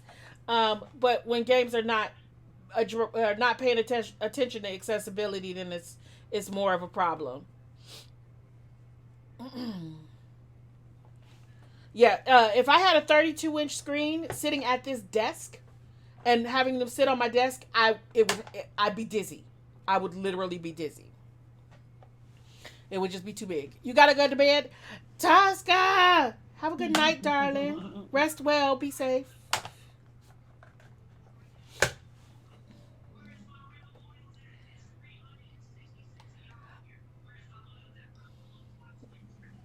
Oh, speaking of accessibility, I'm gonna ask you one last question, Kishonna. Mm-hmm. Yeah. I ain't gonna keep you all night. No, you're fine. You're okay. I ain't gonna keep you all night. Yes. But I want you to talk to me about because it's going good, Gun. Thank you for asking. Because accessibility and inclusive design are important to me. And I know. that's because for two reasons. One, I have my own issues with accessibility. Yeah. And so does my weed. Yeah. And so does my weed. So you have this chapter in your book. Yes, I do. On I do. One of my favorite accessibility. chapters. Hmm. Talk to us about it. So that chapter, that the origins of that chapter came from a visit accepting the match. There Match was accepted. a group of dope ass black women who also have disabilities as well, and they came to the lab. And in my mind, I wanted to, identify games that I thought would be like accessible for them, that they still could like engage and still could play, right? Mm-hmm. Now, of course, this is still like on my journey, like to learning about like the deaf and hard of hearing community, like in particular, learning about, different modes of communicating, like in the deaf community. So, I'm still like learning myself. But one of the things that I completely failed, and I just, felt like so awful, it's like the learning moment, right? Like being like the ally, being like, the, like learning to be like an ally, like using like hearing privilege and stuff like that. So what the thing that I did that was so violent. Like I look back and just think about how violent this was. Is that I put a controller in this woman's hands, who signs for a living, right? Now, she didn't think anything of it. This is like a common thing that she does. She has like a phone in her hand. She has like something in her hand, like, and then her mode of communication just goes away. But I'm sitting here just thinking about like, in order for her to like to sign and communicate with us, she always, she had to put like the controller down. I had to take like one hand away. And so that like alone, like it just made me think like why didn't we like do the connect, right? Mm-hmm. We ended up like doing like the connect, and that's why I praise the connect. Like I know the connect is hella racist, but I also praise it because it has like this, it can address like issues of like accessibility Mm-hmm. because it didn't take her hands away, like her mode of communicating away, and she could just use like her body, Mm-hmm. to communicate. Well, the other thing, I think I had picked out a game that, and this was before the oh what's it's escaping me now, but I don't know what the name of it is now. Hold on, let me look up. There is. Can I play that? The folks who Courtney Craven, Oh yeah, yeah, the folks who do like Can I Play That, right? yeah, Those yeah. reviews. So there was they had like a different platform at the time that I like discovered them. I'm picking my character. They had a different platform at the time, that the opening acknowledgement actually, like when people like open the book, they can see that I gave like a dedication, and I dedicated this book to one of the co-creators of Can I Play That, is Susan Banks. She used to go by the name One Odd Gamer Girl, and Mm-hmm. so we had I was able to like talk to her and have conversations with her, about this beautiful platform that she helped build, with her partner recording. So you'll see like that acknowledgement, and but it was before that era, where we had accessibility, like reviews around accessibility. So Mm-hmm. I didn't know that this particular game of like, Assassin's Creed, it didn't have captions, didn't have, so I just messed up. I effed up on all levels, right? And but it was like such like a learning moment for me. But I'm sitting here thinking about like the person, because I do find myself in like a person who like thinks about different conditions and thinks about like different positionalities more so than like a traditional tech bro in the industry. So in my mind, I was just like really heartbroken to think about about people who in the industry that like make and create these kinds of things. That's loud. I'm still on the string, honey. Just thinking about how little they think about like different ways of engaging with the game, how little like there's no acknowledgement about like disabled gamers. Like we're getting a lot better now, but just like during that time, Mm-hmm. there was just like no consideration. But I really thought in that moment, I really had to think about intersectional tech. I had to think about just the game. I had to think about my own space. Could she access the space? Would she know like where to go, like to do basic things like inside the space? I had to think about the technology that like we were like engaged in, right? Mm-hmm. And then and so those were like I just thought that was like just like such a powerful story. Like when those women like were in that lab, and so that's like that was like that was the inspiration, I would say like for that chapter. And I just had to put, like the narratives like from that story like in there. But and I also, wanted to like just go like a bit like further and illustrate and highlight, like the industries who are trying to do better for, differently abled like gamers, disabled gamers. Mm-hmm. And why is this why did I get stuck right here? Has the Where you bad guys stuck? been over here already? I was stuck like right in front of the little monocam thing. That was weird. That was weird. Anyway, and then so it serves. I also talked a little bit about a conversation that I had with her. While she was in the lab, she had asked me. She said, "Well, how many disabled characters are there in video games?" And I couldn't name a single one when she asked. True. I could not name a single one, And then she said, I'm not trying to trick you. And I felt awful, I felt bad. She said, well, are there any black women? And at that time, I was like, oh my gosh, I couldn't think of any. Like this was maybe like around like 2013, I think, whenever I did, I was doing those particular like interviews. Mm-hmm. But I couldn't think of any. And I was embarrassed for the field. Like I was really embarrassed for gaming at that moment. I'm like, it's just the representation here is awful. It's abysmal, right? Mm-hmm. And then so as I was writing this chapter up, I wanted to do that due diligence and think about, okay, so there aren't that many, disabled characters like in the game. So when they are here, what's their narratives and what do they look like, right? Mm-hmm. So, in that chapter, I'll talk about the I think there was like a list that gave like a top like the top 10 disabled characters like in video games. And all of these characters were they were not born I think the majority of them were not born disabled. They were they lost limbs during war, right? Mm-hmm. And then the majority of them, their limbs were replaced by some kind of I was technology. gonna say gave him some kind of superpower. Yeah, so they Yeah. were given Yeah. like a superpower. They had a bionic arm. They could take their leg off and start shooting or something. Yeah. So, Oh, but I'm it dead. fits within this narrative of like the disabled body, that the unruly disabled body that is in need of fixing, and technology will fix it. Right? There's never just in a time where we games or most of popular culture and popular media that just allows disabled people to just be disabled. And then Mm-hmm. think about the structures and the environments around them that are created to make sure that it's accessible and like to accommodate.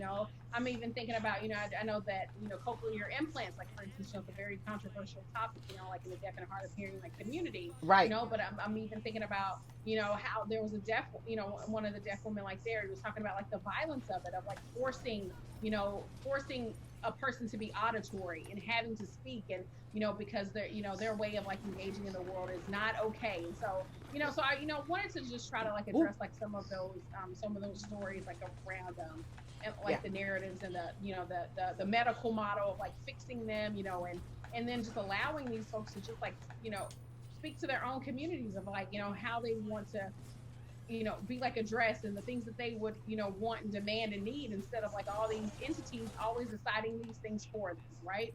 Like, oh, you need this, oh, you need that. And I'm like, and then they'd be like, who asked for that? We need to fix you, right? Right, Exactly. Yeah. right. Um, Absolutely. Hold on a second. Let's see. Yeah. Gun says, "I wish more VR games were accessible to you, or at least work better for your situation." Absolutely right. We need to understand that. You know what? Not everybody can stand up and move around the room. Not everybody can stand up. Period. If you want to have this, you want to have these games. You want to have this content that is accessible. You need to make that kind of. You need to make those kinds of accommodations. Does that say you can't have games that ask for that? But no, that doesn't say that. But you know what it does say? It does say that you can find a way for games to also accommodate other folks, right? I mean, like me, I would love to have like a ring fit thing. I would love to have a ring fit thing. I see it all the time, and I was like, oh, that would be so much fun. But you know what? I can't jump. My knees will not allow it. I've had knee surgeries. My knees are bad. I can't jump. Yep. I want to play. Absolutely. Yep. Absolutely. But I can't. So I can't do that, right? So that puts that out of my reach. Yep. Yep. Absolutely. Right. I had a really dope conversation. I'm gonna be Thank you, baby. Gonna be having doing an interview with Quad Gods. It's like a group of gamers who are quadriplegic. They talk about like the different technologies and like the communities of it. How they're excluded, from like particular communities, and like they're doing like really amazing stuff. I'll see if I can find like a link, just so people can like go follow and see. But they talk a lot about the different technologies, and they also talk about like the cost to participate. That's the thing. They said, just the entry level, for them to game is basically what everybody plays in that, so for instance, he had said, for me, I'll buy an Xbox, right? But then I have to buy all these accessories, or I have to make my own controllers, or I have to do all these other things just to be able to participate, because they aren't thinking about, hey, I've got different use of my hands and my arms. I can't hold a controller. And then so they were just talking about, just how like their costs are like essentially doubled. Yeah. To be able to play. Just to play a game. I mean, and there are all kinds of things, right? When we start to think about that kind of, thing, right? The adaptive controller came out, and the adaptive controller was pretty inexpensive, right? It was $100, right? It's more expensive than a regular, but it didn't come with anything, right? It didn't come with anything. And then the third party extensions that came with it, the third party extensions that you had to buy to go with it, to even like give yourself buttons to do things. Oh, Sarah, oh God, please don't murder me. Were expensive, like the buttons that you needed to buy, just like the big buttons that you could hit. They were $50 a piece. They were $50 a piece, and it wasn't until this is the they did a full disclosure. They gave me 2 kits for my lab. Logitech came out with those adaptive controller like accessory kits that were another $100, but they came with like a full set of buttons and pedals and other stuff. But prior to that, so for the several years prior to that, and it was several years, to get a full kit, it would still cost you $500, $600, $700. That's right. Ooh, my gosh. Yep. And who got that? Who got that? Exactly. And the question is who got not only who got that, but who has that for recreation, right? Absolutely. And here we're going to talk about, when we start talking about accessibility and inclusion, we got to and the intersectional aspects of it, right? And the intersectional aspects of it, who can afford that? You are cutting off a huge segment of the population. Leave me alone. Why are you messing with her? Messing with me. Exactly. That's right. And I mean, because I think about the fact, and we've talked about this before, and I've talked about it on a stream, right? Yeah. I could not play video games, period, not for longer than half an hour at a time anyway, which means I wouldn't be able to do my job. My field of study would be totally different. Yeah. Absolutely. Without an elite controller. Why? Because I can't click sticks. And I can't, there's a lot of things I can't do in terms of range of motion anymore because of years of repetitive stress injuries. Yeah. because of Yeah. years of repetitive stress injuries, because I've been playing video games literally for 40 something years, right? Yep. So my hands can't do certain things anymore. But so, which means I have to have an elite controller in order to play, right? Yep. In order to Absolutely. do my job. Um, Mhm. so, I mean, but would I be willing to make that $200 expenditure the way that I go through controllers multiple times a year if I didn't? If it was not Mm. my job? That's right. Ooh, my gosh, yeah. Hey, Amanda, thank you for the resub. I saw that. I started talking and I forgot. Bye, Amanda. You gotta go to bed. Thanks for the. Thank you, Amanda. Rest well. Oh, I didn't. Amanda, The other second Amanda. fiddler, second fiddler, Amanda. Don't call her second Second fiddler. fiddler. Aw, it's the other Amanda. I love you, Amanda. Big guy coming up the middle. Absolutely. Yeah, I mean, if we talk about the expenditure, right, would I be able to? Because I go through several Right. controllers a year. I don't know if I'm just hard on controllers or what. Yeah. But luckily also I buy the replacement warranty, but you got to pay for the replacement warranty every time. So you're paying another $50 every time you have to replace it. So That's we right. talking, $200-$300. No, we talking like $300 worth of controllers a year. Woo. I mean, Too much. Too much. Too much. Too much. Third tier Amanda strikes again. You're not third tier.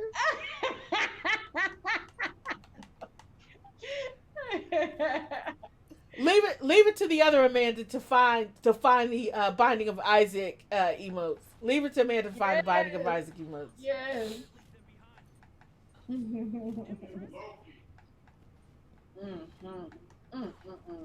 But somebody had tweeted, and I don't think I realized until I was doing this chapter about how little scholarship is devoted to like disability in games. I don't think I really realized that. Like somebody actually was like praising the fact that I had a whole chapter devoted to it. I'm like, for me, I'm like, hell, we need books. We Right. need like I'm like, so I encourage them to continue to do the work that they were doing because that's what they're doing their dissertation Ooh, on. ouch. I'm like, please, I'm like, gonna go. and I can't wait. Oh yeah, back up. Good. Okay. I'm good. But I didn't realize that we didn't really have that much, like scholarship. I'm gonna run through spawn. Heal up a little bit. You absolutely do it. Being a goat took it out of me. Ouch! I need to get out. Oh, somebody's behind me. Oh, I think is it Loki? Where is he? Where you at? It was, it was Amanda. It was Kate. Thank you so much. So shout out to Kate. I don't know exactly what they're working on, but I was just so glad to know that somebody was doing like just work.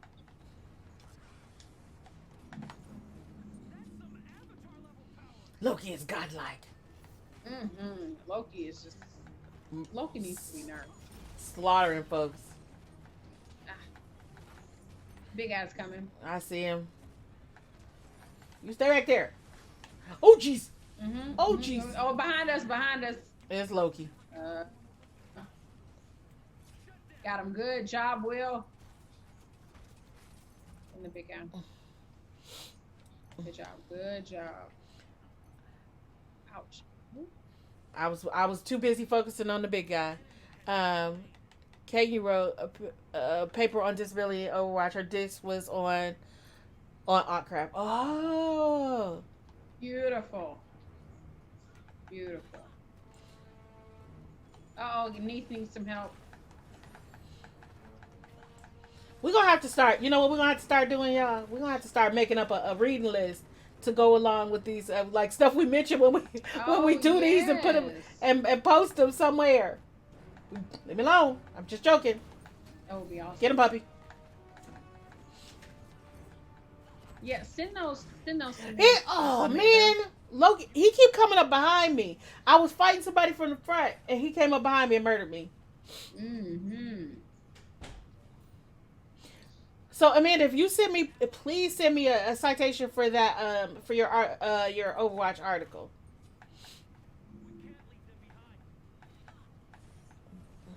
Let me be lazy. You're like, no, You can just look it up. I could. I know. I'm trash. Far from it. I'm trash. I know. No, you know what, dude? Leave me alone. Where my puppy? Die screaming. Oh no, I'm dying on the left. I'm dying on the left. And Oh. I'm dead because I got like triple teamed. Oh no! Oh my gosh, I see them all over there. My goodness, I'm so sorry. You got somebody's health down. Somebody. What is your policy on grad students from other institutions reaching out to folks doing game studies if there is not anyone in their departments doing the work? I think you should definitely reach out to other folks because that's Everybody don't like that. I'm gonna go ahead and be honest. Everybody doesn't like that. Like I was in a group chat with some a group of like women PhDs, and I think that their conversation was around like the overwork of like women, how like women are always like expected to do like something like this ghost work and ghost advising. mm-hmm. So I would say if you can find out before, because like with me, I'm friendly. I love doing this kind of work and reaching out to like young folks and people. Yeah. Amanda can attest to this. Like you always like can reach out to me, and Sam is like a resource. But some people really protect their time and may even want to be compensated for their labor. Like, so I don't know how like a person like would navigate knowing if a person is okay. I would say maybe reach out to like an advisor to maybe like do some of those. But even that, it's to do some of those introductions. But that could even be like political too, because the advisor might be like, oh, you think I'm not good enough, for you? I mean, I don't know. Like academics like really are like petty. So I get nervous. And I think it's like so political. So when my students want to be introduced to somebody, I do the introductions like for them, because I just know how some of these folks like talk like in these private chats and stuff. They are mean. That's true. That is very true. Because I recently had someone's advisor who I know like on a personal level reach out to me and be like, hey. Mm-hmm. I don't mean to ask you to do extra labor, but I have, I have a student who is working on something that is specifically in your area. Yeah. I'm not, even though, that person is not suited in the way they think they should be to handle, right, that kind of research. It's like, and asked me if I would be willing to be an outside reader. And I'm okay with that. Right. I mean, I am gonna protect my time in that I'm not gonna take on 20 extra people, but I will from time to time take on extra people. So yeah, having your advisor. Thank you, baby. Yeah. Having your advisor do it might be a good idea. Absolutely. Mm-hmm. Oh. Also, other grad students at different institutions can be your friend. This is true. And in the time before, it was always useful to be able to like meet other grad students at like conferences and stuff to get to know folks. And maybe once again, when we are actually like talking to other folks, meeting with other folks, we'll be able to do it again. Absolutely. But that's a great point that you make. Like like Amanda, like.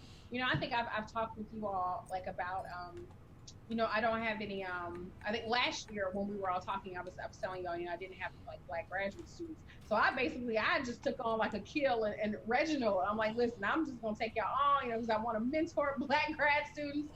I have like a student, Javon, that's like at Indiana, so I feel like, if there are like black students in this space, please send them my way. Mm-hmm. I love like knowing like who these folks are, where they are, and also just like encourage them to like there's so much space like to do this work.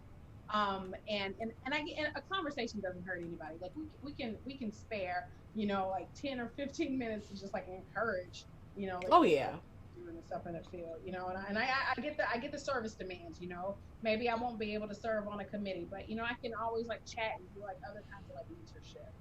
But everybody is not that they're not, I don't want to say generous with their time, because they have a right to to not do that work either, so I gotta pick my character. So sorry. You about to end up like making us bumping us out. Oopsie. I know. Pick your character. I'm yelling at them. Can you hear me, Sam, when I'm yelling in my house? Yes. I'm putting it on mute. I'm thinking. She's like, I put it on mute. No, you didn't. I love to take. I'm sorry. I'm so No, you didn't. No, you didn't. yelling at my kids. I'm yelling. She's so overpowered. She overcame the mute. Right? Oh, and then I put this in the wrong chat. I put this in the chat with y'all. This is in the wrong chat. Oh, they want to let you know that that you're doing a great job. You're playing so well, like Will and Kaylin and Bree. They want you to know you're doing amazing. Aw, that's very sweet. Thank you. Yay!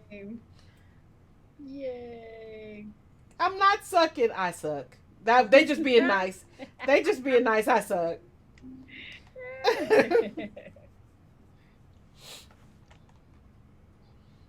What y'all doing?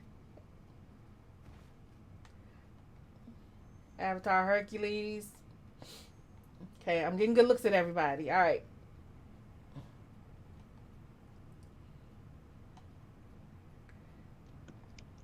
All right. Let me come Ooh, hello.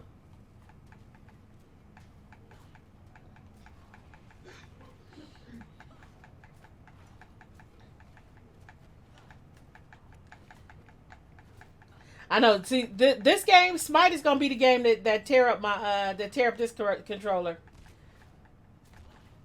And when this controller break, I'm gonna know it's Smite. Oh my, yeah, Smite. Whew, put some miles on the controller with Smite. So between this and Oh, hello. Run Poseidon. Oh jeez. Oh no. I'm trying. I'm coming up the back. I'm trying. Draw the aggro. Get off. Get off. No, don't kill me. Don't. Oh god, there's 4 of them. Oh no, I'm dead. That was good support. That was fantastic support. I'm like, no, don't. Oh, dang. They all turned around and was like, okay, Poseidon got in. Now you got to die.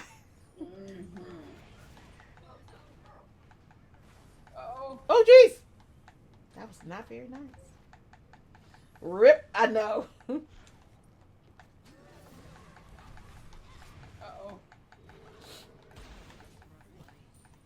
Good job.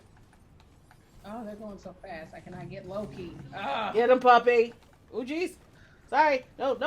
Oh. We got some tickets, though. We got some tickets.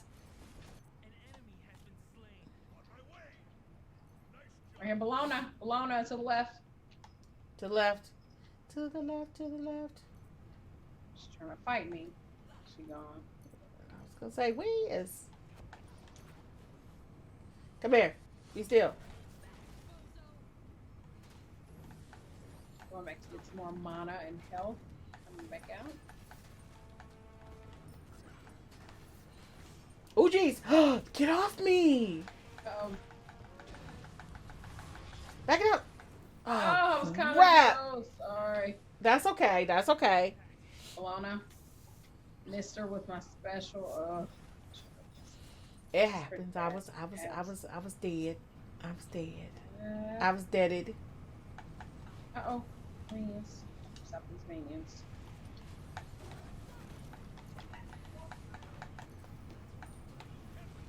Ouchie.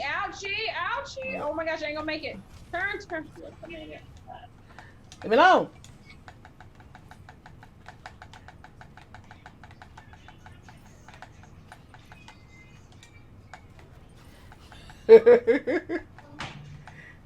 What is it, honey?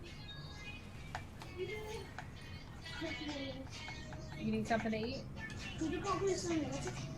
Turn the iPad down, okay? Because I got the mic on. Okay, tell me what you're saying. Can I have some chicken tenders? You want chicken tenders? All right, can you do them? You can put them in the air fryer? Okay, ask Angie to do it for you. Oh, I missed that. I these kids. I missed that special. That reminds me, I still got to set my air fryer up. Oh no! Let me out! I just got it. Ah.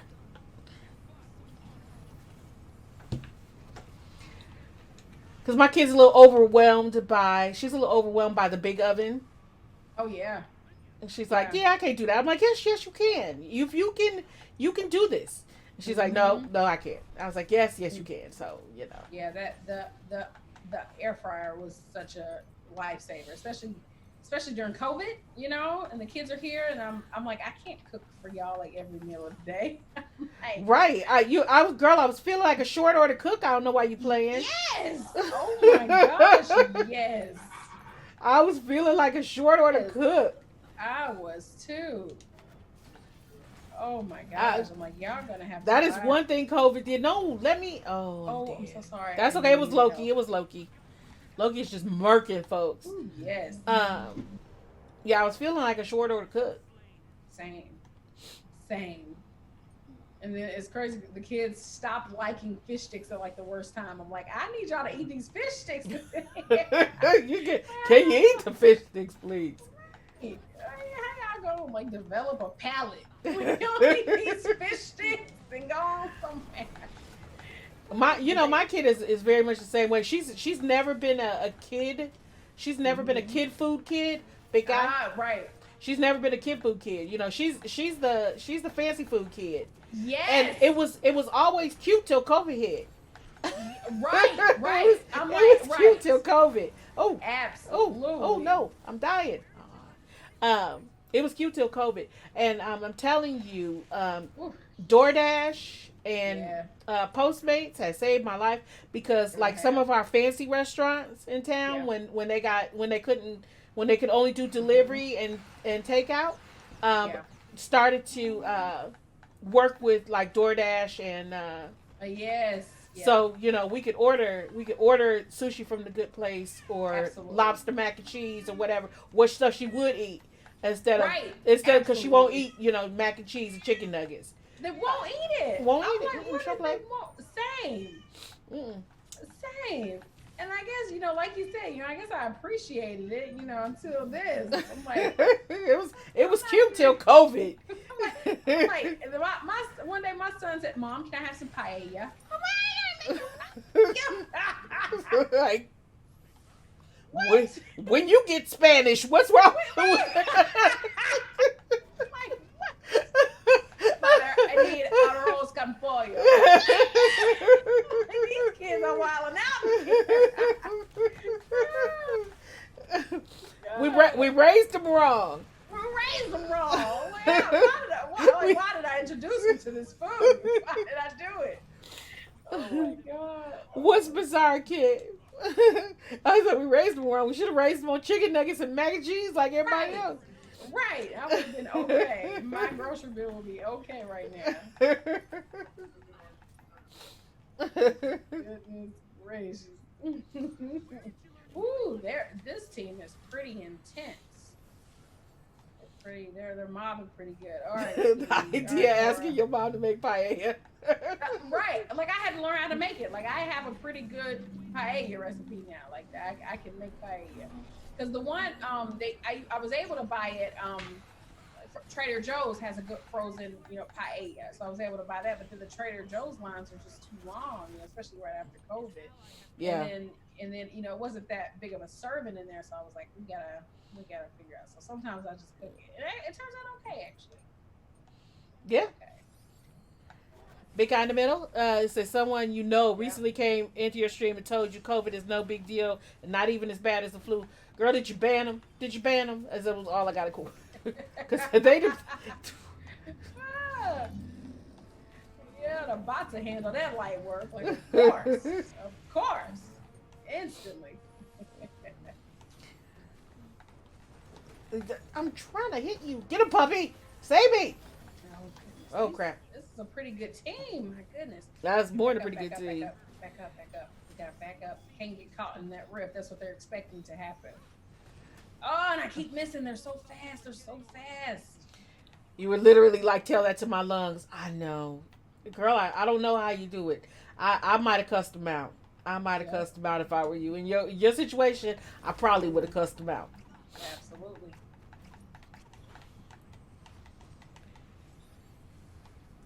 A medical professional tell you they thought it was a hoax. That's the person that should lose their license right there, gun. That's the person that should Instantly. lose their license. I would have popped off so bad on Twitter and Yelp and did all kind of things. Better Business Bureau. I would have told everybody on these stuff. Ouch! The big guy. Oh my gosh, it's all my health saying. Oh Look jeez. at Oh all my jeez. health. Hello. Goodbye. Oh my gosh. Look at the score, Sam. Look at the I score. don't want to look at that score.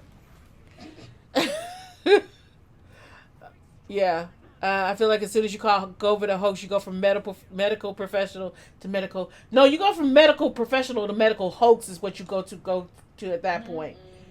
Mm-hmm. How you gonna be a medical professional and not believe all of the scholarship in your own field?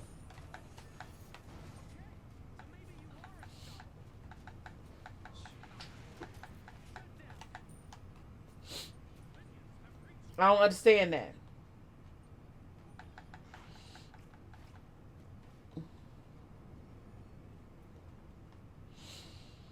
Big Oh. guy. Big guy in the middle. I mean, I think that's a big part of it, right? Is that's a big part of the problem we got now with kids going back to school. Yeah, got him before he went Mm-hmm.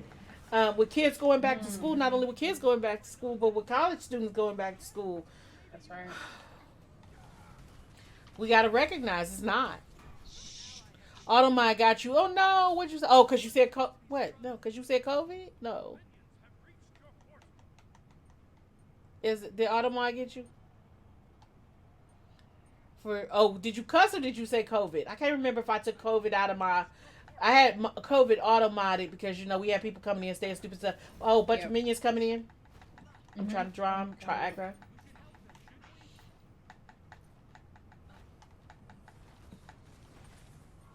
You don't get it either. I don't get it. I don't get it. I mean, luckily my kid was already homeschooled, Yeah. and so I feel much more prepared for dealing with having my child home. Mm-hmm.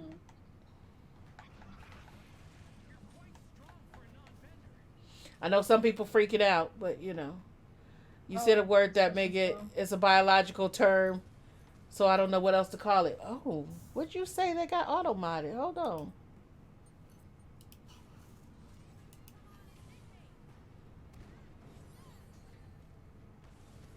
Oh, the demon sperm lady is a medical professional. That was Twitch mod. That was not my mod. Ah, don't leave me alone. I'm dead. Sorry.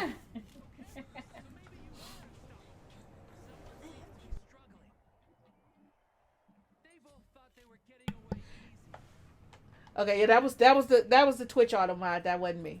Sorry. Just disrespectful. I know. Okay, get him, get him, get him, get him. Bologna is almost done. Oh, what is that? What is that? Good job. Get him, puppy. Good job. He's almost down. Oh no, Loki. This Loki man. Look. Oh God. Ooh, No. Don't look. Loki. Don't look. Don't look at that score. Your score was great, Mama. Don't look at that score. Your score was great, Mama. Kishonna, y'all down for one more? What you want to do? You good? One more. That's Yeah, cool. let's do one more. Let's do one more. Perfect. Let's do one more. Perfect. So, who had a fire tornado on their apocalypse bingo? What? What about two freaking hurricanes at once? I know. Have you seen the pictures of the hurricanes from space? Oh my gosh. So so powerful and scary and beautiful and like it's so weird, you know? I'm looking at them right now. Oh goodness gracious. Your parents got 3 inches of rain in one night. Jeez, oh Pete.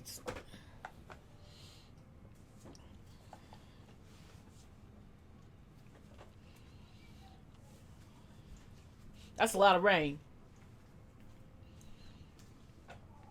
That's a lot of rain. So I like new setup. You bumping my camera, baby. Sorry. I do too. I do too. I like it too. Let me go back and look at it. What level of Jumanji are we on now? You love it? I like it. So the only problem that we've had is um, for some reason, OBS stopped picking up um the Kishonna's video feed from Zoom. I have to figure out why that is. It was working fine for a minute and then it froze. And then when I went back in, it wouldn't do it again. Oh no, I didn't know what happened. I was gonna ask, but I didn't know what was happening. Yeah, I tried to refresh and I like took the source out and put it back in. It just wouldn't do it. So I don't know why. Maybe OBS just got overloaded. Mm-hmm. But yeah, it wouldn't curse you Zoom. I think it was probably OBS and not Zoom, Design.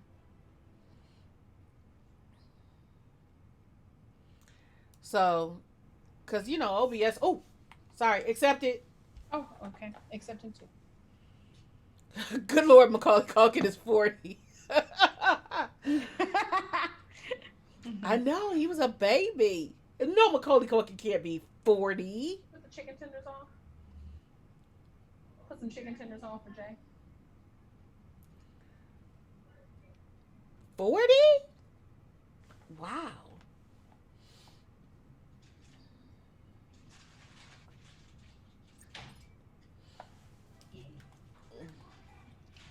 I feel old. Put me in the nursing home. It's all downhill from here. Nope, you still young. You just a babe. You a wee babe.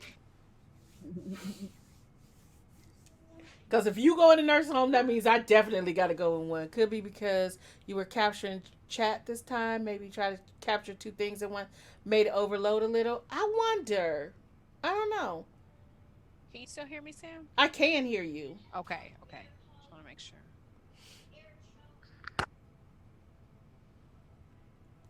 I don't know. Maybe it was like you capturing too many. OBS was like you capturing too many sources. Because I am capturing quite a few. Even though a lot of stuff is now integrated into like one. Oh, am I? Did I choose? Where am I? Okay. You did. Yeah, I don't know. We'll try something different next time and see what happens. We'll try something different next time and see what happens.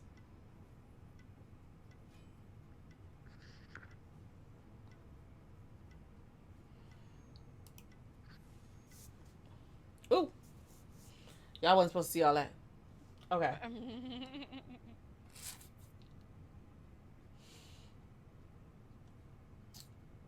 I forget that I'm capturing source off this page.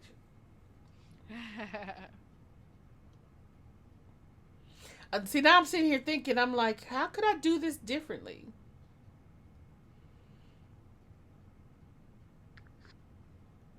I bet I could turn off some other things and not overwhelm it.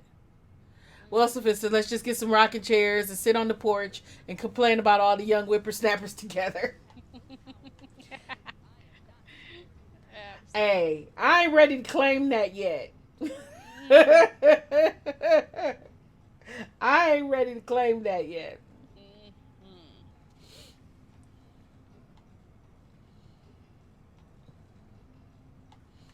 Who are you? Who are you? Me? My Yeah. character? Yeah.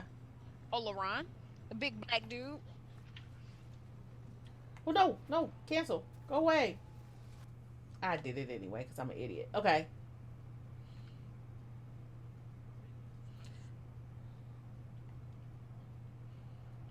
What did I do? Why do I have descriptions up? I don't want those. Okay. Go away. How do I make these oh, close. There we go. The big red button that says close. That's the button you push.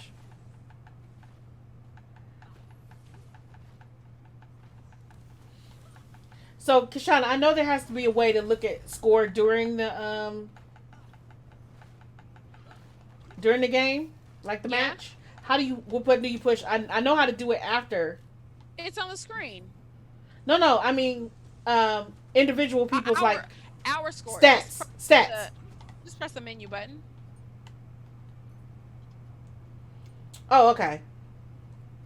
Should have known that, right? Same button you push any other time.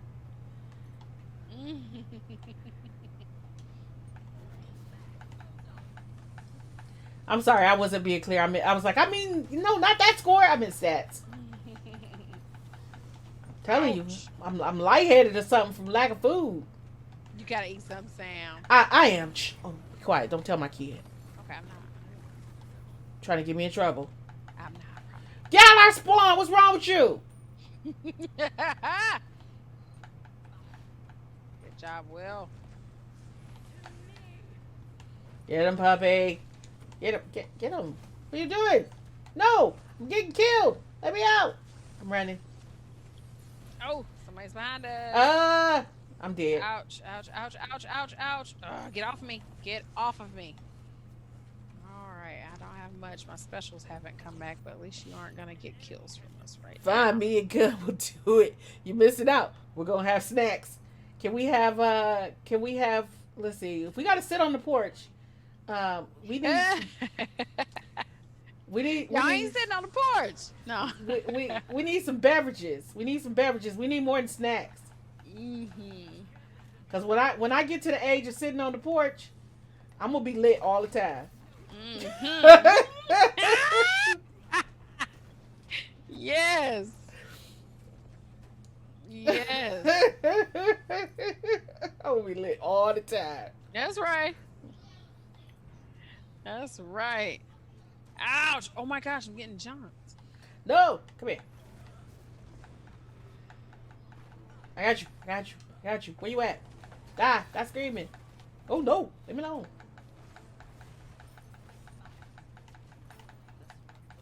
Bruh, don't keep coming at me like that.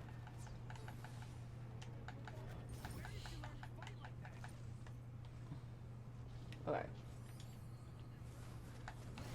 Get him, puppy.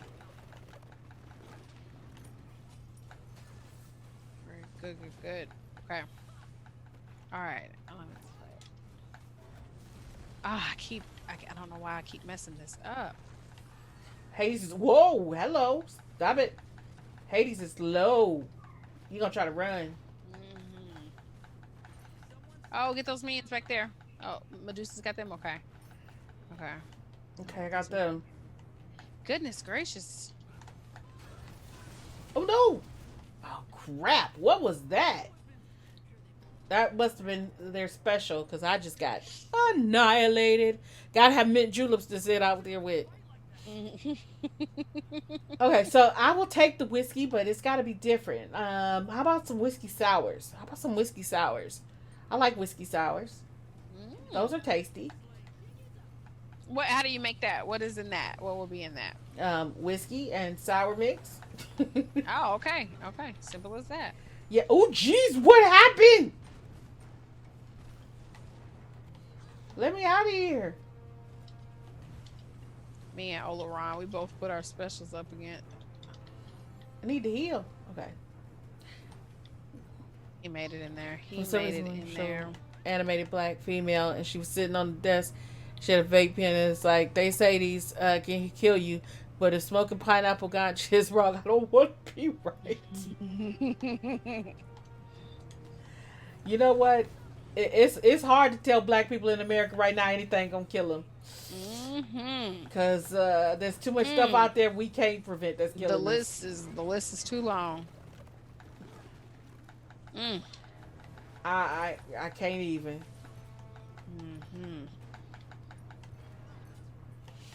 You also love whiskey sour, amaretto sour, everything. Amanda, me too. Amaretto sours. Oh my God, I have not had amaretto sours in so long. Amanda, we gonna have to sit together and have sours. We're gonna have to sit together and have sours. Next round of amaretto sours is on me, Amanda. No, what's hitting me? Leave me alone. Oh God, I was trying to get away.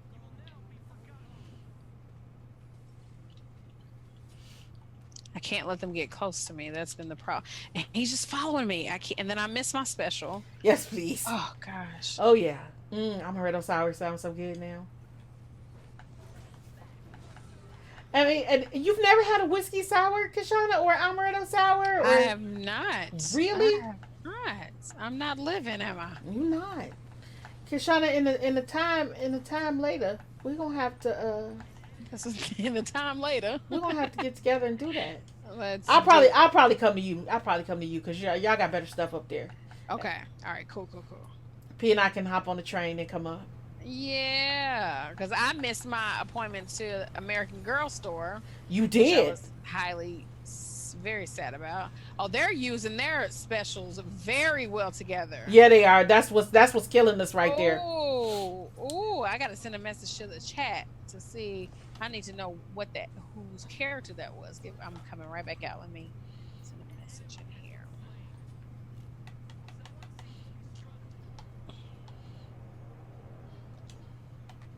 Yeah, you got to come to the American Girl doll store. I'm sure you owe it. You owe that.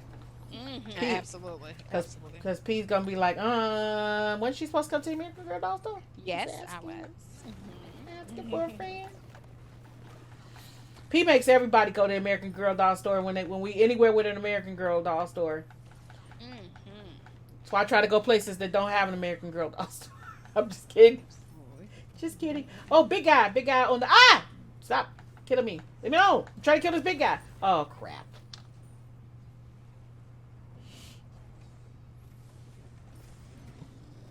You love the feeling that you get when you tweet an anti-racist message and somebody's unfollows like, yes, please weed yourself out by Fleischer. Yeah. I'm good with that. Oh. No, don't run. Come here. Don't run. Yeah. All right, coming out. Dead. Alright, I'm going this way.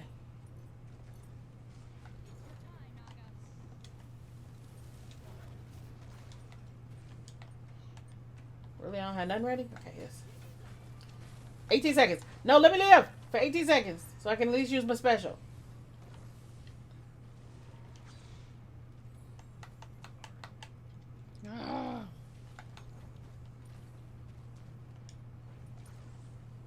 All right, gotta be patient. Patient. Alright, here we go. Boom. Get a puppy. Get the big guy in. No, he died. He got caught in somebody's special. No, don't try to run.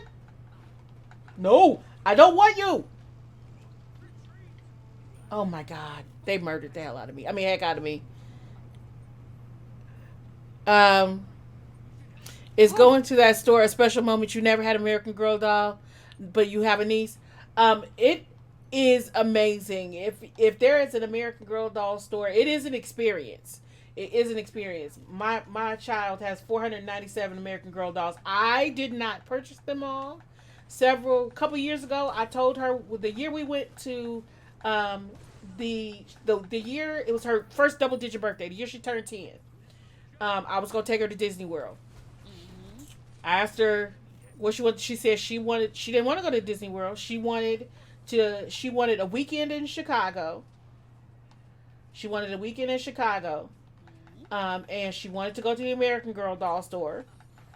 And she wanted, so she kind of listed the things she wanted to do, but what she wanted to go to Chicago for was the American Girl. She'd been looking online and she knew where the American Girl doll store was. So I took her to Chicago for the weekend, and me and my mother, and 497. Honestly, I think it's close to 30, Amanda. And I spent way too much money on American Girl dolls. But you know what? It was her first double-digit birthday, and I was planning on taking her to Disney World anyway. So I had a budget in mind, so it wasn't like I broke the bank. Because I had already budgeted for her for a big birthday because she didn't want a party. She wanted a trip. And after we came home from that, I said, well, Mama is not buying any more American Girl. Big guy coming up the middle. Any more American Girl dolls? You have enough. I was like, any other American Girl dolls you get will have to be purchased by you or some other idiot. And, and some other idiot. And that was, I don't even know. She's probably gotten at least 10, if not 15 since then. Because she gets them from other people. She just asks other people to buy them for her. Or she saves up her money. Like, she'll save up her Christmas money or her birthday money or what have you. And she'll buy them using that. Smart.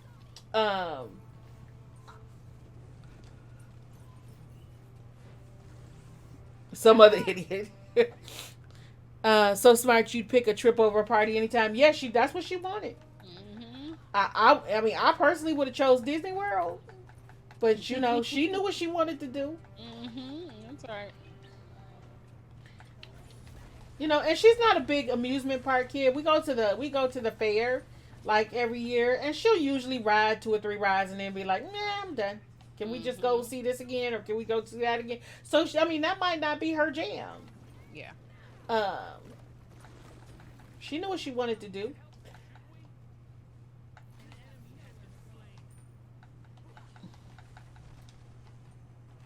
No, don't run.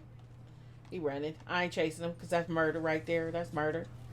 Murder. All right.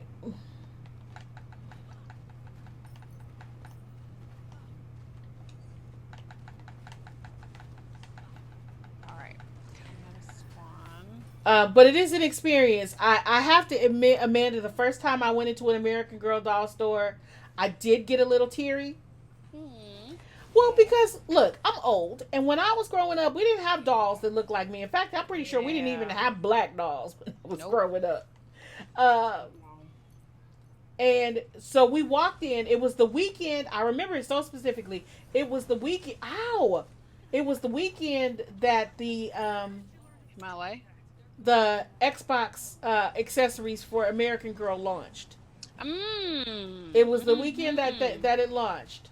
And it was like perfect timing. I did not know. Good night, Moto. Send my love to Super. Have a good one. So it was like the chair and the Xbox, and I don't know what else was in that line. And it was like perfect timing.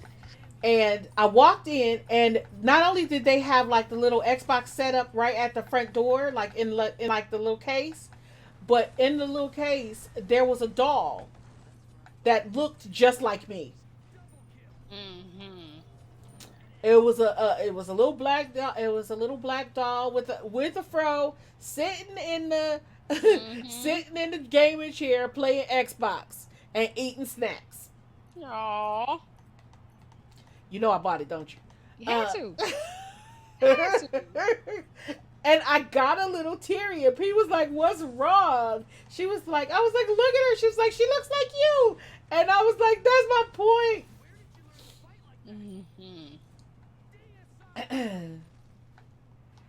Yeah, that would be a big moment at any age. It was a huge moment. Yeah, it was a huge moment.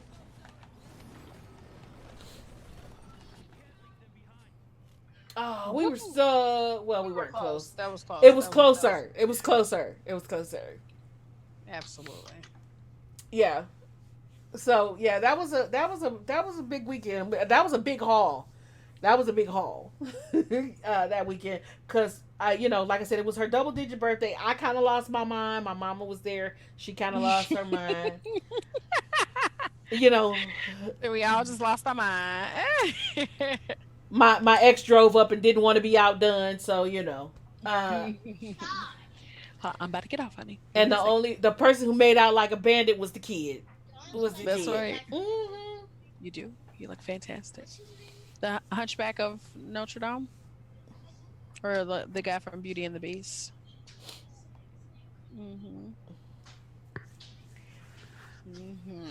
All right, Kishonna, Sam, thank you so much. Had a blast. It's always so fun. I love this. This was amazing. I really enjoyed. Yes. So maybe one day you'll take your niece. Yes, take your Have niece. to. Have Um, to. and make sure if you go to one that has like the cafe, go for tea or go for lunch. It is Mm-hmm. ridiculously expensive, but it is an experience because they have like high chairs that you can have for the dolls too, and they bring their dolls their own little place settings. And you can do high tea or you can do meals.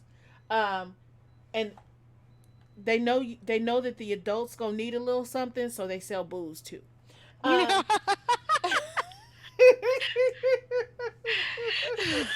they know the adults gonna need a little something. Um, Kishonna, thank you so much. And like I said, I'll put together a little list. I'll put it in the Discord. So I know most of y'all are in the Discord. Mm-hmm. Good idea. I'll put it in the Discord. And is my keyboard dead? No, it's not. Hydrate. Thank you. I'll put it in Yes. the Discord and stretch. Mm. I will in just a second. And thank you to everybody who's hanging out in chat. I appreciate y'all. Thank you for coming and thank you for like engaging. You are amazing. Let's see who's on, y'all. Let's see who we gonna go see. Let's see who we gonna go see. Oh yes. Yes. Yes. Yes. Leave the site. Yes, I want to leave the site. Who we taking love to? Like I said, I love doing these. Because I think it's fun. Um, Jernone, hey, look at you coming out alert. You post those articles you mentioned in Discord somewhere. Yeah, you wanna post them in the book section maybe? That would be amazing. That would be amazing. Let's see. Dun, dun, dun, dun, dun, dun, dun, dun, dun. Yeah, I'm always glad when we do these. I'm always glad when we do this. This was a lot of fun. Mm. What? What is she playing? I was looking to see if Rainbow was playing Smite because Rainbow plays a lot of Smite. We're gonna host up. We'll raid Rainbow Lightbright, who is playing "I Love You, Colonel Sanders," a finger licking good game. Fantastic. But she's usually playing. Hold on, let me get her. I can't. I'm bad at this. Hold on a second. Let me do this. She plays a lot of Smite. And she's a variety streamer. She was also on Mixer with the rest of us. So we'll go ahead and raid her. Y'all, let's see. Today's Wednesday. I'm back on Thursday. I'm not Thursday. Not Thursday. I'm not back on Thursday. I'm not coming back tomorrow. I love y'all, but I ain't coming back tomorrow. I'm back on Friday. I'm back on Friday, and we'll see what we're playing on Friday. Maybe we'll play some Division 2 if folks are up for it. If not, the Crystal Chronicles remaster comes out tomorrow, and maybe we'll want to play that instead. I don't know. We'll see. We got Friday. To figure it out. We got till Friday to figure it out. And we'll post the list of some of the readings that we talked about in Discord. We'll put it in the book section for now. But right now we're going to raid Rainbow Lightbright. Thank y'all so much for hanging out. I appreciate your faces. Let me get this started because I forget that it's not automatic here. It doesn't happen instantly. It takes a minute. It takes 10 seconds. And I will see you all Friday. Y'all know the drill. Take care of yourselves. Take care of one another. Stay in the house if you can. Stay safe if you can't. Mask up. Mask up. Wash it. As folks say, wear a mask, wash your hands, wash your ass, do things you need to do to stay safe. Absolutely. All right. I will see you over in Rainbows. I'll see you over in Rainbows chat, and I will see you in Discord, or I'll see you around next time. All right. Thank you again, Kishonna. Love you all. All right. Love you all. See you soon. Bye. Maybe if I can get my mouse to work.